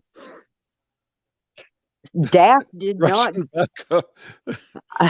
You got to know Russians. Every time Igor comes, we have to have vodka. He can drink you under the table. but that's it. And I don't drink alcohol, you know. So I'm a lightweight. One sip and I'm drunk. But but that said, they were Alex and them, and this other guy is a professor. His name's Dimitri. But anyway, and Igor's first name is Dimitri. But all said and done, they decided that it would be smart to give them vodka. And they did. Well, what happened? Daft didn't get his portion of the food and the vodka that they had left. The other ones took it. Therefore, he pitched a fit and terrorized them half the night until Alex got brave enough to go out and give him vodka. Mm-hmm. Now, I recall a very, very early report of, I think it was Osman, the gentleman that was kidnapped. It was who? Kidnapped. He gave a Sasquatch Copenhagen chew, and it That Albert Ostman? Yeah. Yeah. When I first came on the scene, it's a long story, but only Mary Green believed my story and knew it for what it was. And I had never heard of Albert Ostman at that point. I was very new to the internet. I knew how to put a computer together, but I didn't even know how to turn the darn thing on. It took me 3 days to learn how to turn one on and get it going. That was when you used the landline to dial up and you get your server. All said and done. Igor and Dimitri interrogated me. He would ask the same question 50 different directions. And it's like, you're not going to change the fact. You're not going to change the truth. But he was the one that told me about Albert Ostman and his situation. And it was tobacco that he fed them coffee grounds and tobacco to get away from them. Mm-hmm. And the reason that conversation, we started talking about this, was because I was one of the only people at the time that said, hey, look, these guys they have to be people of some sort. I'm not saying that they're humans like we are, but they are, some sort of people. Mm-hmm. Because they have language. They talk.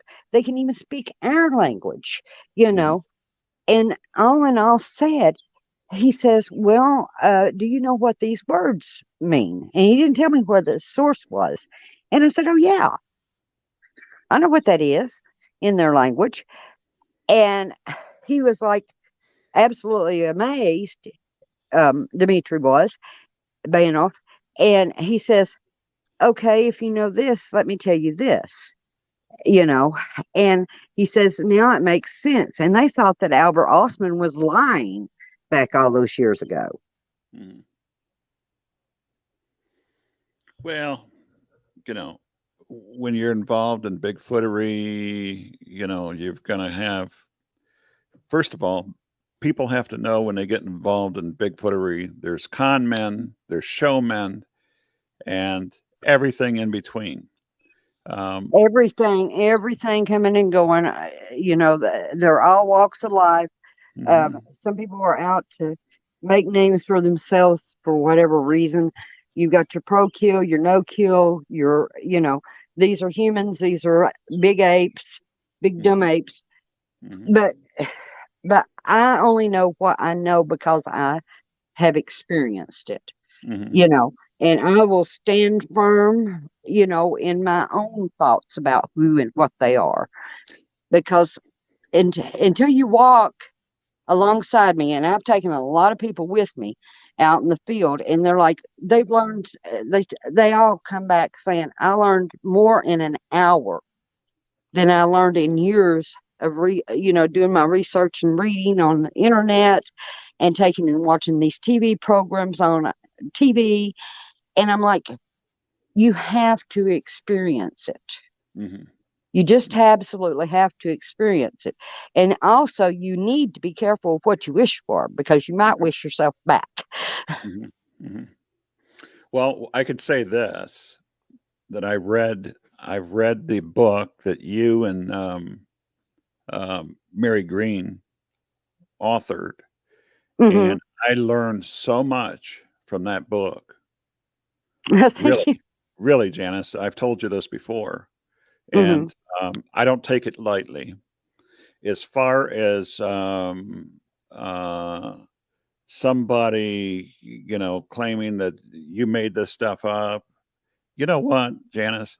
I could give two hoots about what somebody says. Seriously. Well, I only believe in what I see yeah. and what I can rationalize, what logically is attuned to what I've experienced, what I've learned. Hmm. That's what I believe. I don't care what somebody says. I don't care Hmm. what's. Everybody can be a Caluso. You know what I'm talking about? A Caluso with Sherlock Holmes. Everybody wants to be a Sherlock Holmes these days. Everybody wants to be a Columbo, a Lieutenant Columbo. They want to solve a crime. They want to solve a mystery. But not Hmm. everybody is up to it. Not everybody has the skills to do that kind of stuff. It takes Hmm. a certain type of individual, it takes a certain type of thought process and Hmm. deduction to do that kind of stuff. Yeah. But Well, everybody wants to hurry up and be a mhm. detective and call themselves a detective. Well, yeah. Well, the one person that really influenced me, and he is now deceased, was Professor Roy Wagner of the University of Virginia. He was a cultural anthropologist. He studied with the Derby in New Zealand, New Guinea, and went to Indonesia and a bit Europari down in South America, you know, and he told me, he says, you're already an anthropologist. And I said, no, I'm not. You know, he said, yeah, but you take the cultural anthropologist way when you are Mm-hmm. studying with this Bigfoot. And he went out in the field with me many, many times and studied. I have an unpublished manuscript of his on his perspective of who they are and what they are. And they're, what he learned, you know Mm-hmm. and I have the rights to publish it at any time that I want to. But, you know, what do you tell people? Okay, they're a type of people. Mm-hmm. Yeah, it's it's a mystery. It's a puzzle altogether, Hmm. and it really takes a an individual to get in there and look and learn and Hmm. be informed. Yeah. And I'm not saying I haven't been scared because I haven't been scared. I have a healthy fear of them because they're a lot bigger than I am. And they Hmm. could take and knock my head off or rip it off in a matter of seconds if they actually wanted to because they move extremely fast and they're extremely stealthy.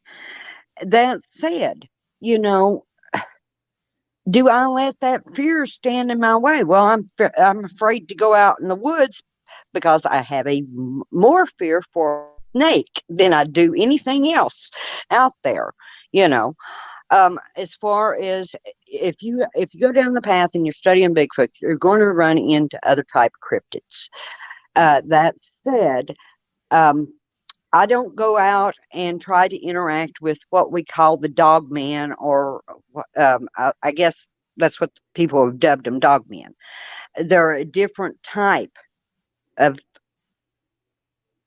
biped because they can walk upright. I'm not so sure that they are human at all. But I don't interact with them. If I encounter one of them, I back the heck off or I get the heck out of Dodge. I'm not going to go into their territory.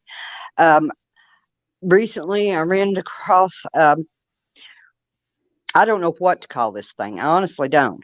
It looked like a Bigfoot, and but it had antlers on top of its head. A Wendigo. It looked like a Bigfoot. It was hairy like a Bigfoot. Both I and Holly saw it. It was about a mile down from my house now.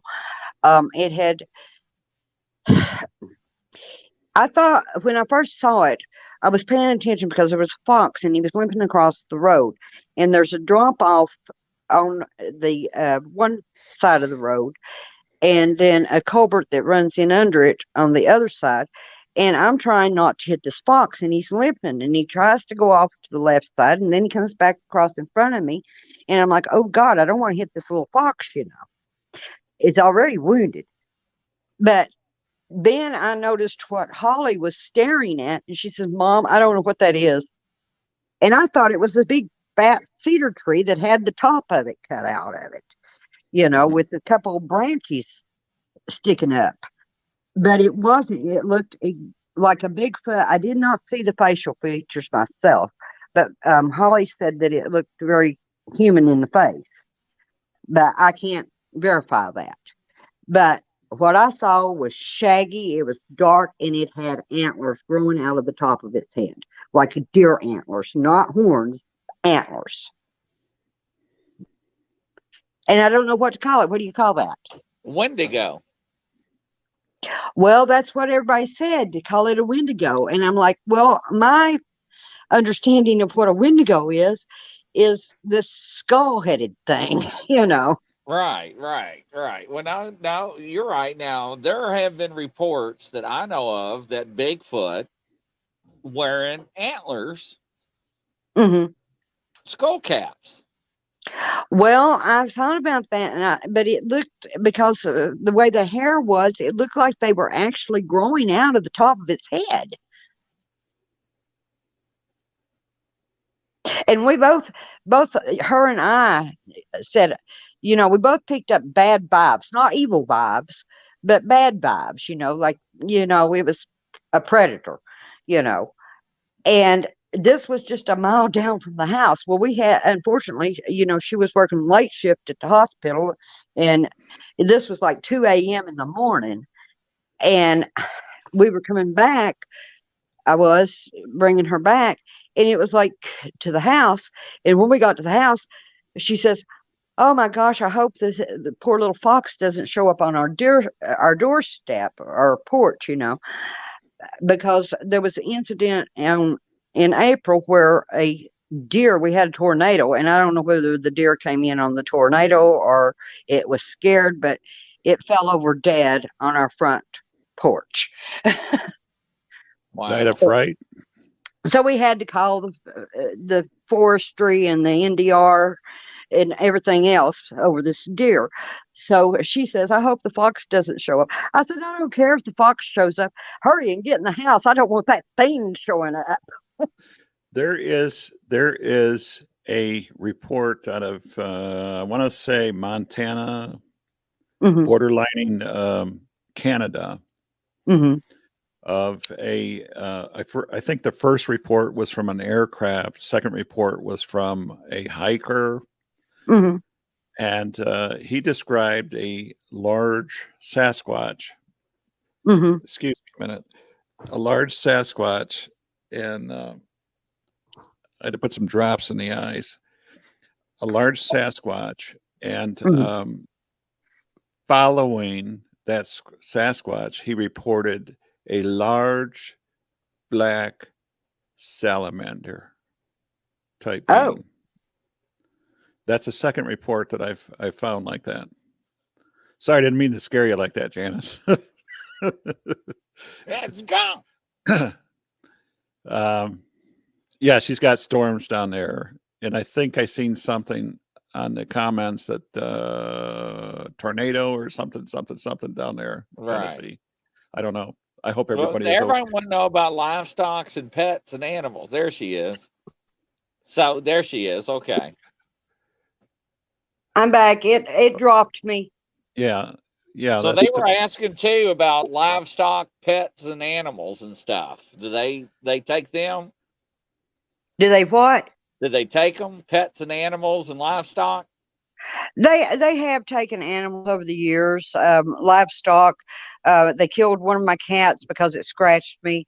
Um, they've killed a lot of mainly hounds, dogs that we had. I had one collie that I had was trying to rescue that actually bit me, and the next morning I went out and they had killed him. This collie. Um, But then I had one dog that was also a collie. I've been into show dogs for years, but that said, his name was Shang, and he would run with him. Every time I wanted to take this dog to a darn dog show, I had to go hunting for this dog and hunting for them because he hung out with him. He was Squeaky's pal, when Squeaky was little. Now I do recall a report. I can't tell you what state it was, but a Mhm. report of a large black Sasquatch um, approaching a pack of wolves. They said large dogs like wolves, Mhm. and the dogs, by watching the interaction, Mhm. they said it appeared as though the Sasquatch knew the wolves, and the wolves reacted in kind to the approaching Sasquatch as though they were friends. And they I said would, that I would, I would think that that is possible, very possible, the tails were because wagging, the heads were down, mhm, just like you would because expect. years ago when Fox was still alive, they used what I call falconry. He had an eagle that was like his eyes. You know, this eagle would report back to him. I don't know how they do it because I'm not into falconry. But I guess, it's like, well, I had a parrot once, but, that's a different story. But it, I don't know how many times I would go out and I'd almost step on this freaking eagle and this thing would come into my face, you know. It was like it was watching me and then it would go and report to them. Grizz, I've heard the same thing. I've seen reports, not only eagles but ravens. Yeah, Ravens are supposed ravens, to be very, ravens. very intelligent birds. Mm-hmm. Uh, 2 weeks ago, we were at a undisclosed location. Me and William Henry, he's my research partner here. He lives close to me. But we went to an area that the people had reported that they thought they had Bigfoot on their property. And we got up there, and it was like all the ravens or the crows, we call them crows here, were sounding off. And I said, uh huh. And then here we find structures and all other types of evidence that, yes, the Bigfoot were present. But what they were doing, they were alerting those Bigfoot. mhm, mhm. Well, ravens Hmm. supposedly work along with wolves too. They follow wolves. They know where Hmm. the prey is. Yeah. Wolves will follow ravens. Ravens will follow wolves, and they eat their Mhm. prey like that. And by the way, incidentally, say hello to William for me, will you? Okay, I sure will. So we've heard tale about Sasquatch, Bigfoot braiding horses' manes and tails and stuff. And I've seen reports of Sasquatch coming around farms when Yeah, the I uh, mean, when the they've done hogs it are to in my heat. horses. Uh-huh. They When the do hogs braid. are in heat. Excuse me? When the hogs are in heat, they'll come around, whatever season that is. I'm not a farmer. That Um, they, that they did what with the farmer? they Bigfoots would come around the farms when the hogs are in heat. Uh huh. They know the season and they'll come around. I don't know if it's because of the afterbirth or was there some reason that they come around? When the farm animals were in season, Yes. You call it in season. Up here we call it in heat. um, I never paid attention. I honestly cannot answer that. I do know that, my grandfather had hogs, we had chickens, we had horses, we had cattle, you name it, we had it. We lived on a farm, a working farm, Hmm. and we butchered our own meats. But I didn't really pay attention. Hmm. I don't know if I know that they will take the different things. I had one time I had this POA, Pony of America, and she had a foal, and she didn't, you know, we didn't do away with the afterbirth, and they came and got it. Hmm. So who knows? That's yummy. The only case that I was actively on, and I got Linda Godfrey to follow up on this case, was in Idaho, and there was the initial report came from a lady that had a filly who was in season, and it was a dog man, not a Bigfoot, that was trying to rape this horse, Hmm. and it had torn the horse up quite a bit. It eventually did actually kill the horse, but it was a dog man. It wasn't a Bigfoot. Hmm. And Well, like I said, I don't do dog men. That's the other side of the fence that I don't want to venture into. there's a case out of Michigan Hmm. where the police were called when the neighbors reported a fight between dogs and Bigfoot.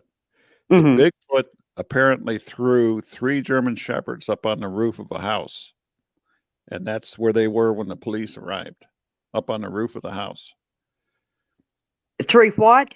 German Shepherds. Oh, German Shepherds. Yeah, it's Mm-hmm. very possible. Mm-hmm. They're not very kind to dogs. I'm going to tell you, as a researcher, Hmm. dogs are probably dogs take a unreasonable amount of beatings from Bigfoot Sasquatches, Hmm. unfairly so, I think. Hmm. And I say that because dogs are very, very loyal. They're family, and they're undeserving of being beaten like that and dismantled. Hmm. Seriously, Hmm. I just love my dog. Well, you know, a lot of people don't know this. I've been a professional handler, and I train dogs in different levels. I have been for years. I always say that I'm not training your dog. I'm training you to train your dog because your dog responds to you. I can take your dog and have it working for me in 20 minutes flat, doing whatever I want it to. Getting you to be able to have your dog work that way for you is a totally different ball game. All said and done, as far as the Bigfoot go and their relations to dogs and stuff, they can be very um, aggressive with dogs. Mm-hmm. I had a German Shepherd back years ago that Nikki, Fox's daughter, Fox and Sheba's daughter, youngest daughter, um, took a disliking to. And Fox would even tell this dog, shut up, because this dog did not know how to shut its mouth.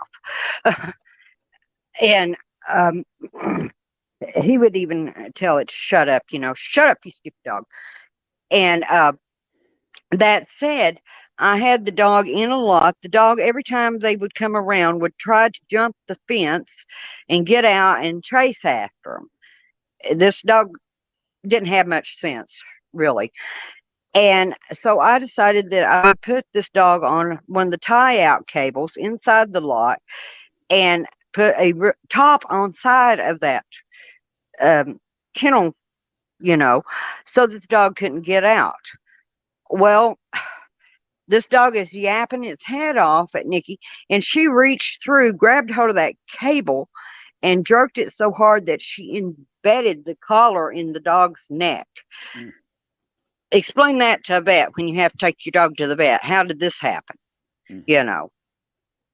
But after that, I did place the dog in another home because I just knew that they were going to kill this dog. Mm-hmm.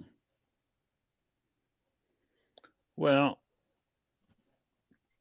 there's a report where a family had a large, mean watchdog in their backyard. Watch the back door. They know they'd been pestered by Bigfoot and Sasquatches.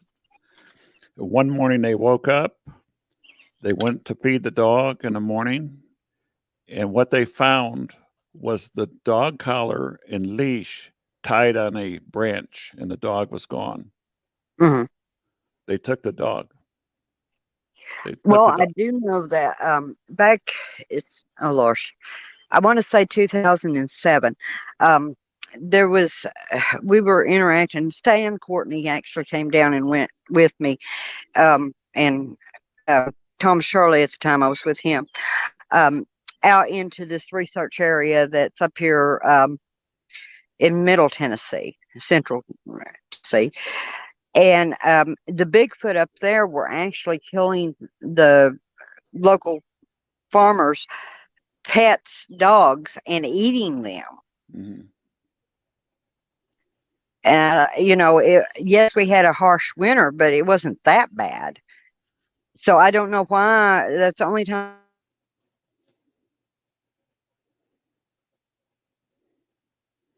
Looks like she lost signal again. Yep. I wonder what the weather is.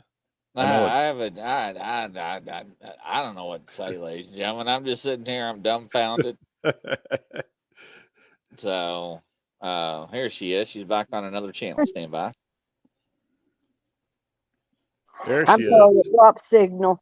That's okay. I said, anyway, we were out, and this young Bigfoot was actually we called him eating a dog, a beagle. Mm-hmm. So Yeah, like I say, there's hundreds of dogs reported over the years, hundreds of them, and I would say besides deer, dogs, coyote, wolves, mhm. fox, any dog family animal is liable to end up on the plate of a Bigfoot Sasquatch, and that goes for cougar too. Did I leave that out? Cougar, bear, cougar, bear, elk, moose. So let me ask you something, Janice. You're pretty well read, and I'm always amazed at some of the stuff that you're familiar with and you're aware of. Have you Uh-huh. ever heard of the Miller document? The what? The Miller document.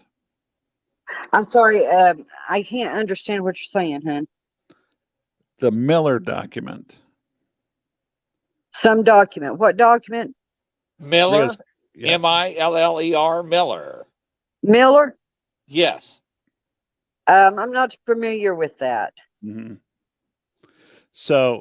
So that came out a couple years ago. Supposedly, it was from a government PhD doctor.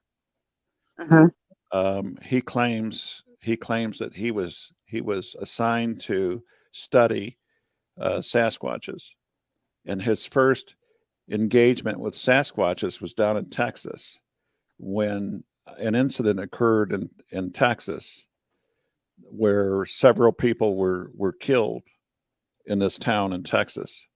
Mm-hmm. He came involved in it because there were two soldiers in California that were from Texas that were Mm-hmm. overheard discussing that incident. So Mm-hmm. this Dr. Miller uh, was sent down there to find out about it. For anybody that thinks the government doesn't listen, to things Bigfoot.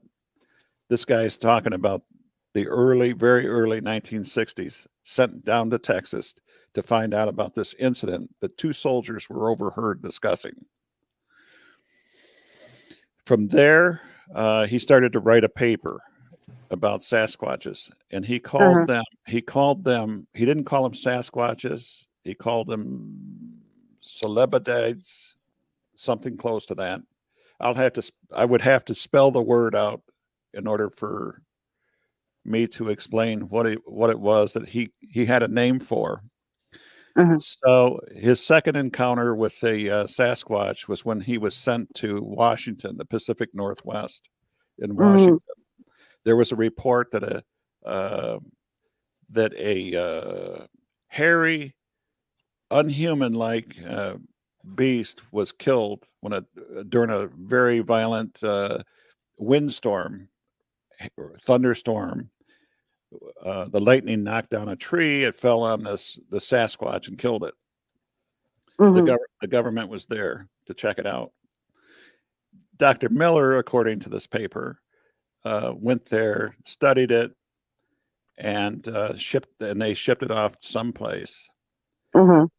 And so he goes on and on and on to write about Sasquatches and how the government should allot bigger areas dedicated to Sasquatch. I'm talking Mm-hmm. about more state and federal parks, more wildlife preservations. Mm-hmm. And so I read this document several times, but the Mm-hmm. last paragraph to this document, I'll never, ever forget. And Uh-huh. what he says there, he describes the Sasquatch as very family oriented, very loyal to their family, very Yeah. territorial, and furiously uh, ardent uh, backers of their way of life. And they need mass amounts of resources. And Mm-hmm. what he says in the closing paragraph of that document, and I'll paraphrase it, Mm-hmm. he says that human beings and Sasquatches will never coexist. Never.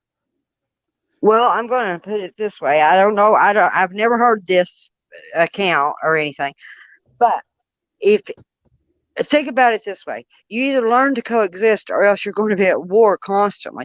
How many times have you been out in the woods camping, having a picnic, or you know, along a even in one of these campgrounds, national forests, parks, or whatever, and walked by them? If all of them were so aggressive and so harmful or demonic, as uh, we've been dealing with a lot of these people that claim that they're demonic. If they're so demonic, how many times have you been so close to one that it could reach out and snatch you bald, and you ain't aware of it? Well, I would think that they don't because there's other resources out there.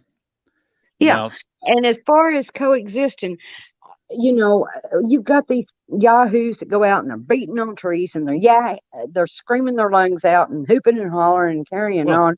It's well, all publicity, you know. they tell them that in Hollywood. They go out there and beat on trees and yell because that's what Yeah, they show them on television. yeah, yeah. I mean, that you're going to get, the viewer, more viewers if you act like an idiot out in the woods. I Mm, don't go out a lot of times at night. I do go out at night, but I don't like to be in the middle of a forest or especially in the mountains and fall off a cliff because I can't see where I'm going at the nighttime.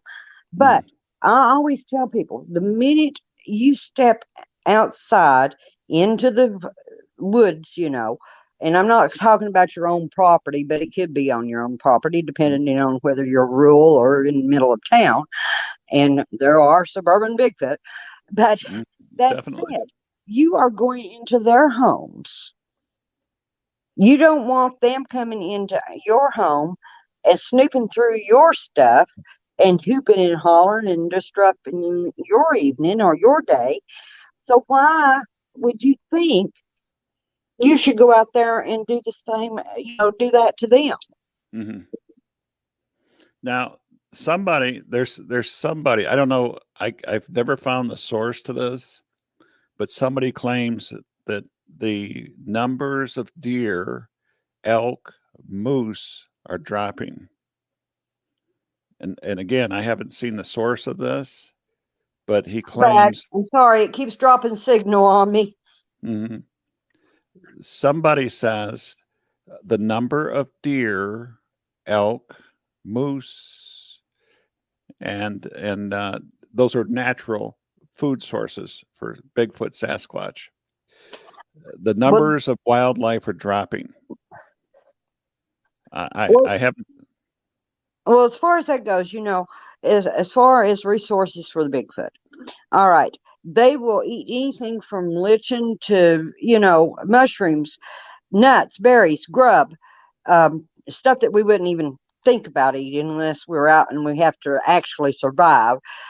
They can also eat things that are poisonous to us that I don't dare touch, you know. Um, but that said, I mean, they are very resourceful.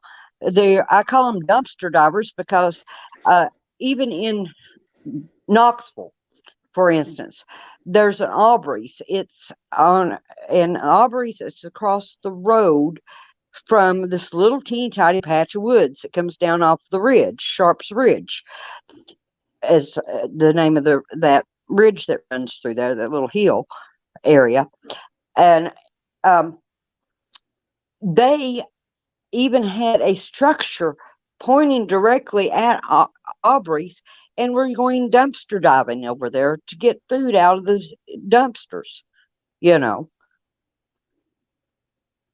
So they'll eat almost anything, you know. But they're carnivorous, meaning that they eat meat and vegetable They eat plants. meat, vegetables, you know, some stuff that we would not even consider eating. But it's like they used to get into molasses. My grandfather would put out molasses in harsh winters for the cattle, and molasses licks, which is a raw molasses, and it's in flake form. And when you mix it with a little bit of water, it makes the syrup. They would get into that. The cattle never got hardly any of it. They would So, eat, they would eat oats. They would eat corn. Dried corn. I'm not talking about corn that's fresh out of the garden. I'm talking about stuff that's been like put up for ages to feed to the animals. yeah, I've got reports out of Michigan also. They've been cited eating corn, sitting on the side of the road eating corn and stuff, corn and cobs and stuff. So here is the paragraph that I was talking about from the Miller document. If you could, if you can hear this, I'll read it Mhm. very quickly. He's speaking about the Sasquatches, this Dr. Miller. He says this: the species is amazing, powerful, and deadly if angered. Like any animal, it will protect itself, its food sources, and its young at all cost. It is imperative the federal government continue to designate natural areas. Otherwise, scarce food resource available to the Sasquatch will result in more continue in more opportunistic feeding behavior and closer interaction between humans and Sasquatch.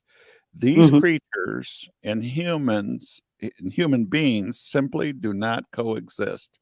Period. That was Yeah. his closing paragraph. Well, I think I beg to differ with him. You can coexist. You just not got, you need to know your boundaries and their boundaries, so to Hmm. speak. So It's when just they're it's like, okay, Janice, for instance. when they're pinched for food, where do they go for food? If there's falling wildlife numbers and they can't eat berries forever, where do they go? They Well, have to approach human beings for food. they have to. I mean, Hmm. they're going to have to if we encroach upon their habitat, so to speak, just like a bear. Okay, we had a bear down here. Well, actually, I live in Barnor. I'm just going to say I live in Barnor, which is a town in Monroe County. It's right up the way from Madisonville, where I was raised on the farm. That said, one of the largest black bears on record was killed back in 2001 or 2021 right here in the middle of town. And it came down here because it couldn't find any food resources in the mountains. Mm-hmm. So what I find interesting is the number of gunfire reports Mhm. and aggressive Sasquatch reports. Mm-hmm. When you weigh the two, if you had the scales of justice, meaning scales on either side, the number of aggressive Sasquatch reports far outweigh the number of gunfire reports. And having looked at this by the Number of hundreds of Sasquatch thousands of far outweigh the number of aggressive Sasquatch far outweigh what? gunfire reports, people use gunfire as a way to react to Sasquatch. Uh-huh. People do not want Sasquatches coming up on their porch. They don't want them in their bedroom windows. They don't want them in their backyards. They don't want Mm-hmm. them around their place of abode. And that's where the problem is. And looking at it from this perspective Mm-hmm. and reading this paragraph from Dr. Miller, I understand what he says there. I see it very clearly. I guess it's okay. It's okay to know that they're out there in the neighborhood and the back 40 behind your property. It's Mm-hmm. another thing when they come into your property, into your Mm-hmm. bedroom, into your front door. And Mm-hmm. somewhere along the line, people draw the line and say, that's enough. We're not having this here. Yeah. And that's where the problem is, as I see it. Mm-hmm. Well, even I have to draw the line. It's like I don't want them coming in my house. Not that I can keep them out of my house if they're determined, but and I do live in this little rural town. I live actually in the middle of downtown, but it's still, it's a one horse town. Mm. But um, that said, I don't want them coming into my house uninvited. They make pardon my French, but they make a damn big mess if they come Mm-hmm. in, Mm-hmm. and they stink to boot. Mm-hmm. And where they, when we lived down there on the farm, they would come in uninvited. But I think the reason being was because my grandfather started gifting them food. He started giving them food, and once you start, you can't just up and stop. They don't get that. Hey, I don't have the money for this, or I can't run to the grocery store because we're in the middle of a freaking blizzard. That lasts and put us out of electricity, and no store is open for 3 weeks, and get food for you guys. Mm-hmm. They don't understand that. So therefore, they're going to come in, they're going to try to help themselves, they're going to go into the barns or whatever. And that's another thing while I'm thinking of it. Speaking of barns, everybody reads the X sign as either a welcome or a not welcome, you know, the, the X markers that they make. Mm-hmm. Okay. Those are actually welcome signs unless there is a tree branch or whatever, uh, another stick that comes down through the middle of that X. Then it's a do not enter Mm-hmm. sign. But back years ago, we used to put on our barn doors and on our houses when we had little log cabins and little shelters, the pioneers stuff. What did we do? We put an X on our doors because that was the way the doors were built. The wooden doors were built. Mm-hmm. So they consider it a welcome sign. Mm-hmm. And they use that as a welcome sign, you know. Well, that's But interesting. yeah, That's it. but it's like they're going to be resourceful. It's like, they cleared some property down the way here, and I think that's one reason I saw this thing that it might have been a Wendigo. I have no clue what it was, but anyway, me and my daughter. But they cleared this property down here. It was wooded all the way up almost into the middle of town, and I live next to beach, and there's a wood line on the opposite side of the shore of the lake. Um, that said, they cleared a lot of land to put in a new solar electrical plant. When they did so, the Bigfoot actually pushed some of the land dozers off into the creek, not once but twice, and they stirred up a lot of the wildlife and the Bigfoot that are in the area. And it's like we have turkeys that are walking through our front yard, here in the middle of town. The deer, they're coming up into the middle of town. So, because they've cleared all this land down here. So, this is a fine example of what happens when we're cutting down their habitat and destroying it. You're going to have, they're going to maybe get aggressive, or they get resourceful. So what is the answer to that? Excuse me? What is the answer to that? What's the answer to that? Hold on a minute. I got to just a second. I'm going to beat me a cat. You go outside. You come in here. Don't do that. Don't do that. I'm going to whip you. Get out.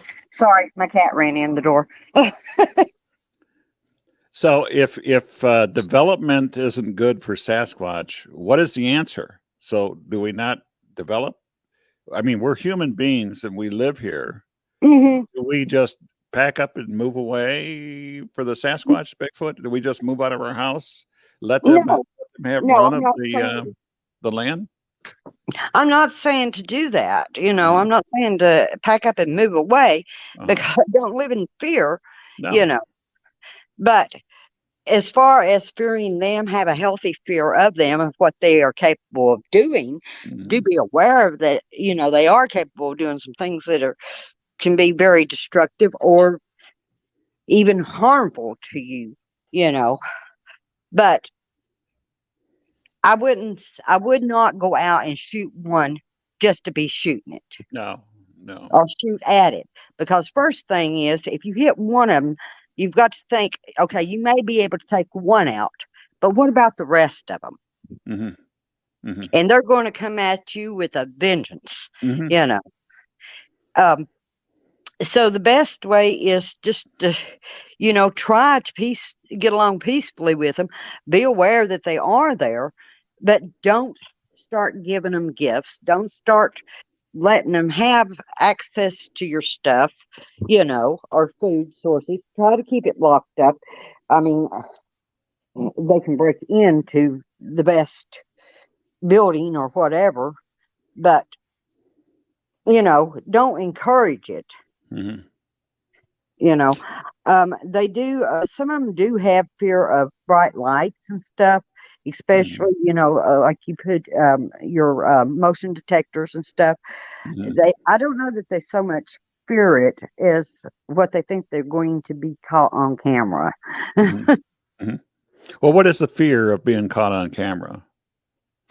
Some of the older generation, I think the best of my understanding is I thought that if they had a picture of them taken, that it took their soul, because of back in the old days, we used to use the powder cameras that made a boom like a gun did. Yeah. So there's taboo. The younger generation, they really don't care. So if I can go back to the timber crosses a minute, the X's that you were speaking about, Janice. Do what? Let's go back to the timber crosses again, the X's. You were talking about the crossed timbers. Yes. Let me read this real quick to you. This is a quote from 1976. This is from Northern Cheyenne elder Otis Frank. He Okay. had Native American. He had this to say: "The children must learn when hunting in the mountains to be careful not to step on their land." He's talking about Sasquatch Bigfoots. Yes. They mark it well with a timber cross, a stick directional mark finders that tell the wrong path. Our children must learn these signs. Now he's speaking about a timber cross, an X. He's Timber saying, cross. Okay, yes. there's a difference between a cross and an X. Okay, I don't know the difference. They There Yeah, is there is a difference. mm-hmm, there's a difference. okay, X an X. cross. Yeah. An X is an X, which Mm-hmm, you see a lot of people. It's all over the internet, all over Facebook, of the X's, but a cross is actually in the shape of a cross. mm-hmm. You know, it'll be like a like Like a crucifix. yeah, like a crucifix. Mm-hmm, And but now if that X has that middle log down the middle of it, that is you're not welcome mm-hmm, sign. But an actual cross is you do not go into territory at all if it has a cross on mm-hmm, it anywhere. And they make those very well marked. mm-hmm. Okay. So, have you heard of tongue clicking before? Have I heard of what? Tongue clicking. The clicking of the tongue? Yes. Yeah, they do that. And so, what is that When they for? pop their jaws, they pop their teeth. Mm-hmm, Um, they clack rocks together also, which mm-hmm, is sort of similar, but it's different. Um, when they're making vocalization, and I know a lot of people take this for to try to loop them in with being demonic. The male's voices have a type of metallic sound because they bring it up from down their diaphragm. The sound mm-hmm, it's not coming actually from directly from the mouth. It's coming from down in the diaphragm, and the sound that's been carried through the larynx up. mm-hmm, And it sounds sort of metallic. Even when they're mimicking owls, a lot of people think they're mimicking owls. They're actually saying who, but when they're hollering who, you know, or who are you, mm-hmm. um, it's got that little tiny metallic sound to it. And I don't know how to explain that to other people. You just have to know the difference. Mm-hmm. Hmm. There's a tribe in Africa that communicate like that, and clicking has been very, very important in American history. They Hmm. used it in World War II, and that's how they communicated at night in total darkness behind enemy lines was with these little clickers. Hold on, I can't hear you. You're breaking up. Hold on, let me go back outside. I'm in and out the door so much. It's pathetic. Okay, try that again. Clickers were used in World War II to communicate between people in total darkness. They did what in total darkness? Clickers were used in World They, War II yeah, for soldiers to communicate in the total darkness. yeah. We use clickers with our dogs for dog Yeah. training. Mm-hmm. Mm-hmm. You know, that's what they're used for nowadays. But yeah, So I wonder if Sasquatch uses clicking like the clickers in total darkness to communicate among hmm, haven't really thought about that, but I guess they could. mm-hmm. I haven't really thought about that because I mean, the ones I've been around, they use they'll okay. When I go into an area, it doesn't matter whether it's Fox extended family members, and I use that because he's got children, grandchildren, and great grandchildren, and he is now deceased, of course. But when I go into areas with them or with other Bigfoot that I interact with and whatnot around the areas, I take and I'll basically, I just feel them. I don't know how to explain that Mm-hmm. they're there. But I'll take and I'll ask who they are, in English. And I wait for a response. I don't, keep repeating myself. And generally, we do get a response, you know.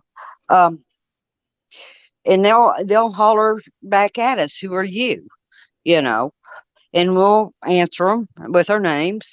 And then they'll say, they'll ask, "Where are you?" A lot of times if they're off at a distance from where we're at.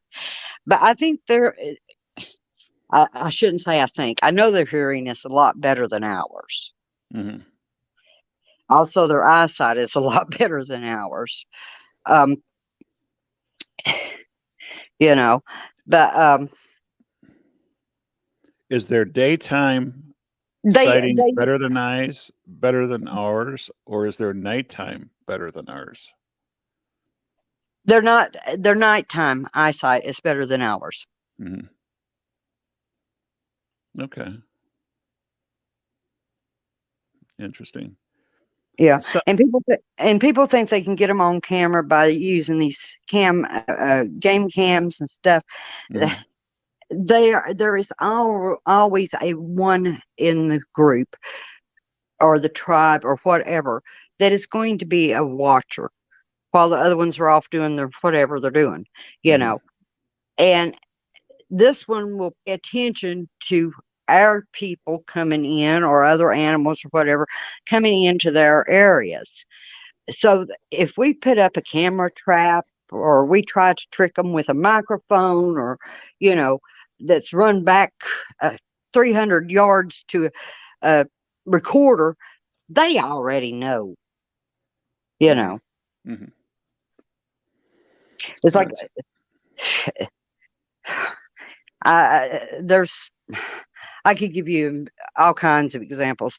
One time we were doing some research. I was off grid, um, doing research for a project that I was involved in back in at the time, and we set up cameras that we thought that they couldn't reach. You know, even one of them was on a house on the top of the peak of the house, and it fed back to our computers, a live stream, constant live stream. And they got a darn ladder and climbed up and got the camera off the top of the house. hmm. So they're very aware of what we're doing.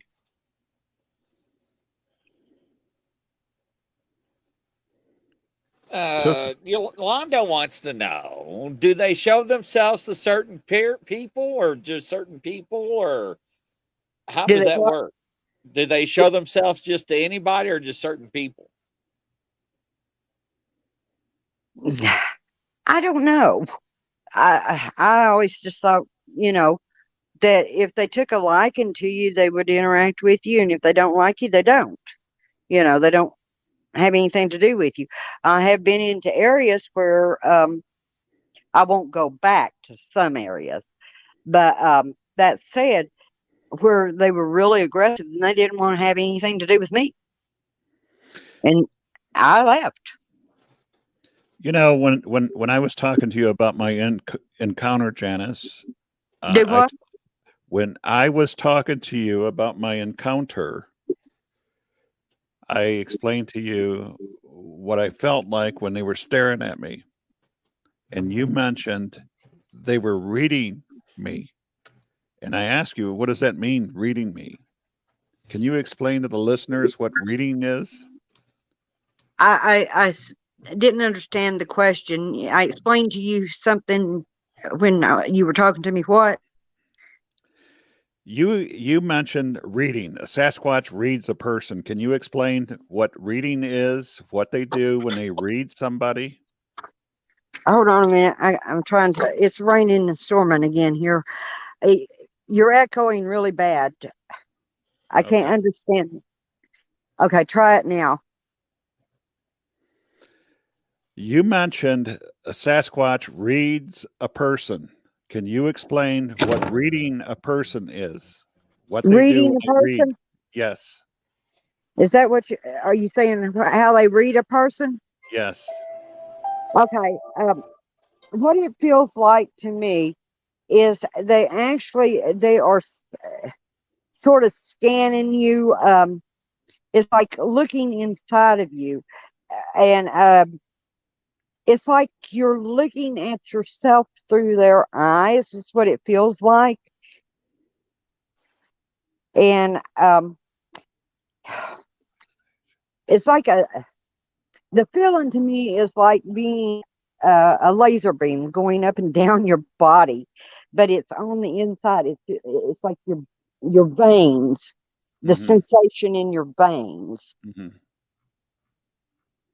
And they just scan you, they read you, they read your intent, they also read your body language. It's like they know whether you're out there to harm them or try to harm them, or whether you're just out there being peaceful and not even aware that they're there. Mm-hmm. So when they were reading me, I wonder what they seen. So, do what? When they were reading me, I wonder what they seen in me. What they saw in you? Yes. Well, I can't speak for them. I do know myself that, and I'm not doing this to be mean or anything, that you actually have a bit of a fear for them or of them, which is a healthy fear. Um,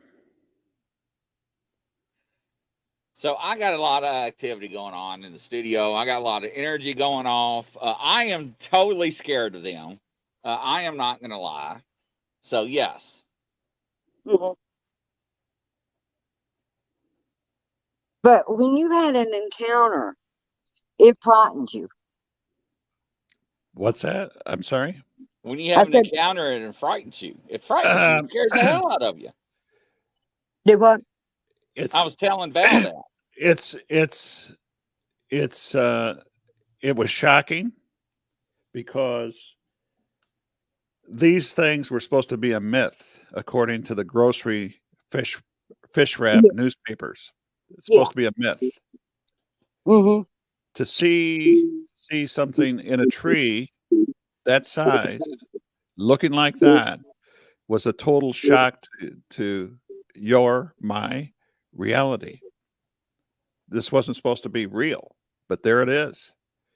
And Mm-hmm. and so now you're in a dilemma.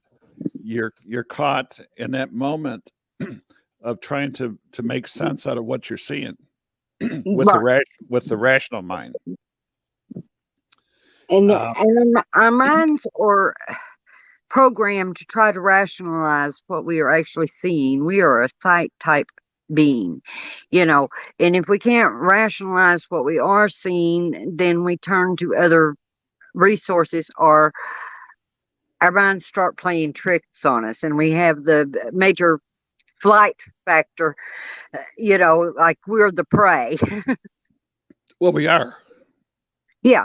You know, don't dance around the bush about it. We are. Uh, Mm-hmm. I'm not a stupid person. I know where danger exists, and that's danger. That is danger. Ooh. People want to play. People want to play with them, and people want to chase them. You get what you get. You get Mm-hmm. what you give, and sooner or later, you get what you might not want, but it's there. You can be wise about it. You can be smart about it, or you can you know be on the social media writing about it. Mm-hmm. I, for one, am not going to be a victim of any of that stuff, Yeah. and, Well, and the I thing and I know is, better. the unfortunate thing about Sasquatch Bigfoot and people who encounter them is there is no help for you don't feel comfortable going to a psychiatrist or a therapist or anything and saying, hey, look, I have PTSD from seeing and encountering a Bigfoot, whether this Bigfoot was aggressive or non-aggressive. This is something that isn't supposed to really exist. And Mm-hmm. I saw one because you feel like, okay, these people are going to think I'm nuts. So there is no help except to, people get on the internet and they'll Google Bigfoot, Sasquatch, wild man, whatever, and then they run into these groups. And I'm not saying that anybody is a bad group that is on the web, you know, but they'll run into them, and some of them are saying, oh, well, oh, you had this, that, and other, and they're not really helpful to one another. To say, hey, look, this is what you experience. It's okay to be frightened. It's okay to have these emotions, run the gauntlet of them. It's okay that, that you don't want to interact with them. It's okay that you think that um, you need to harm one or kill one or whatever. It's okay to think all this stuff because you're dealing with something that most people, unlike myself, and if I had it to do over again, I don't think I would want to be in this business. But they've never had encounters with them, and and being who we are, if we fear something, we have a tendency to want to kill it or do away with it, make it go away.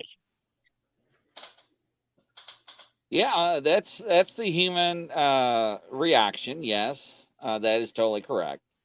Mm-hmm. So yeah, a lot of people cannot understand what they seen or what they saw, Mm-hmm. and they have problems with it on a regular basis. They suffer from it, Mm-hmm. and there are non-believers out there, which is fine. Believe what you want, but like I always tell people, they do exist. Mm-hmm. So yeah. And it's like, everybody says, oh, okay, they've got these little signs with the silhouette of Bigfoot or so whatever on it, it says, I believe. I don't believe, I know. Mm-hmm. Believe to me is worship, and I don't worship them. Do what? What Believe about?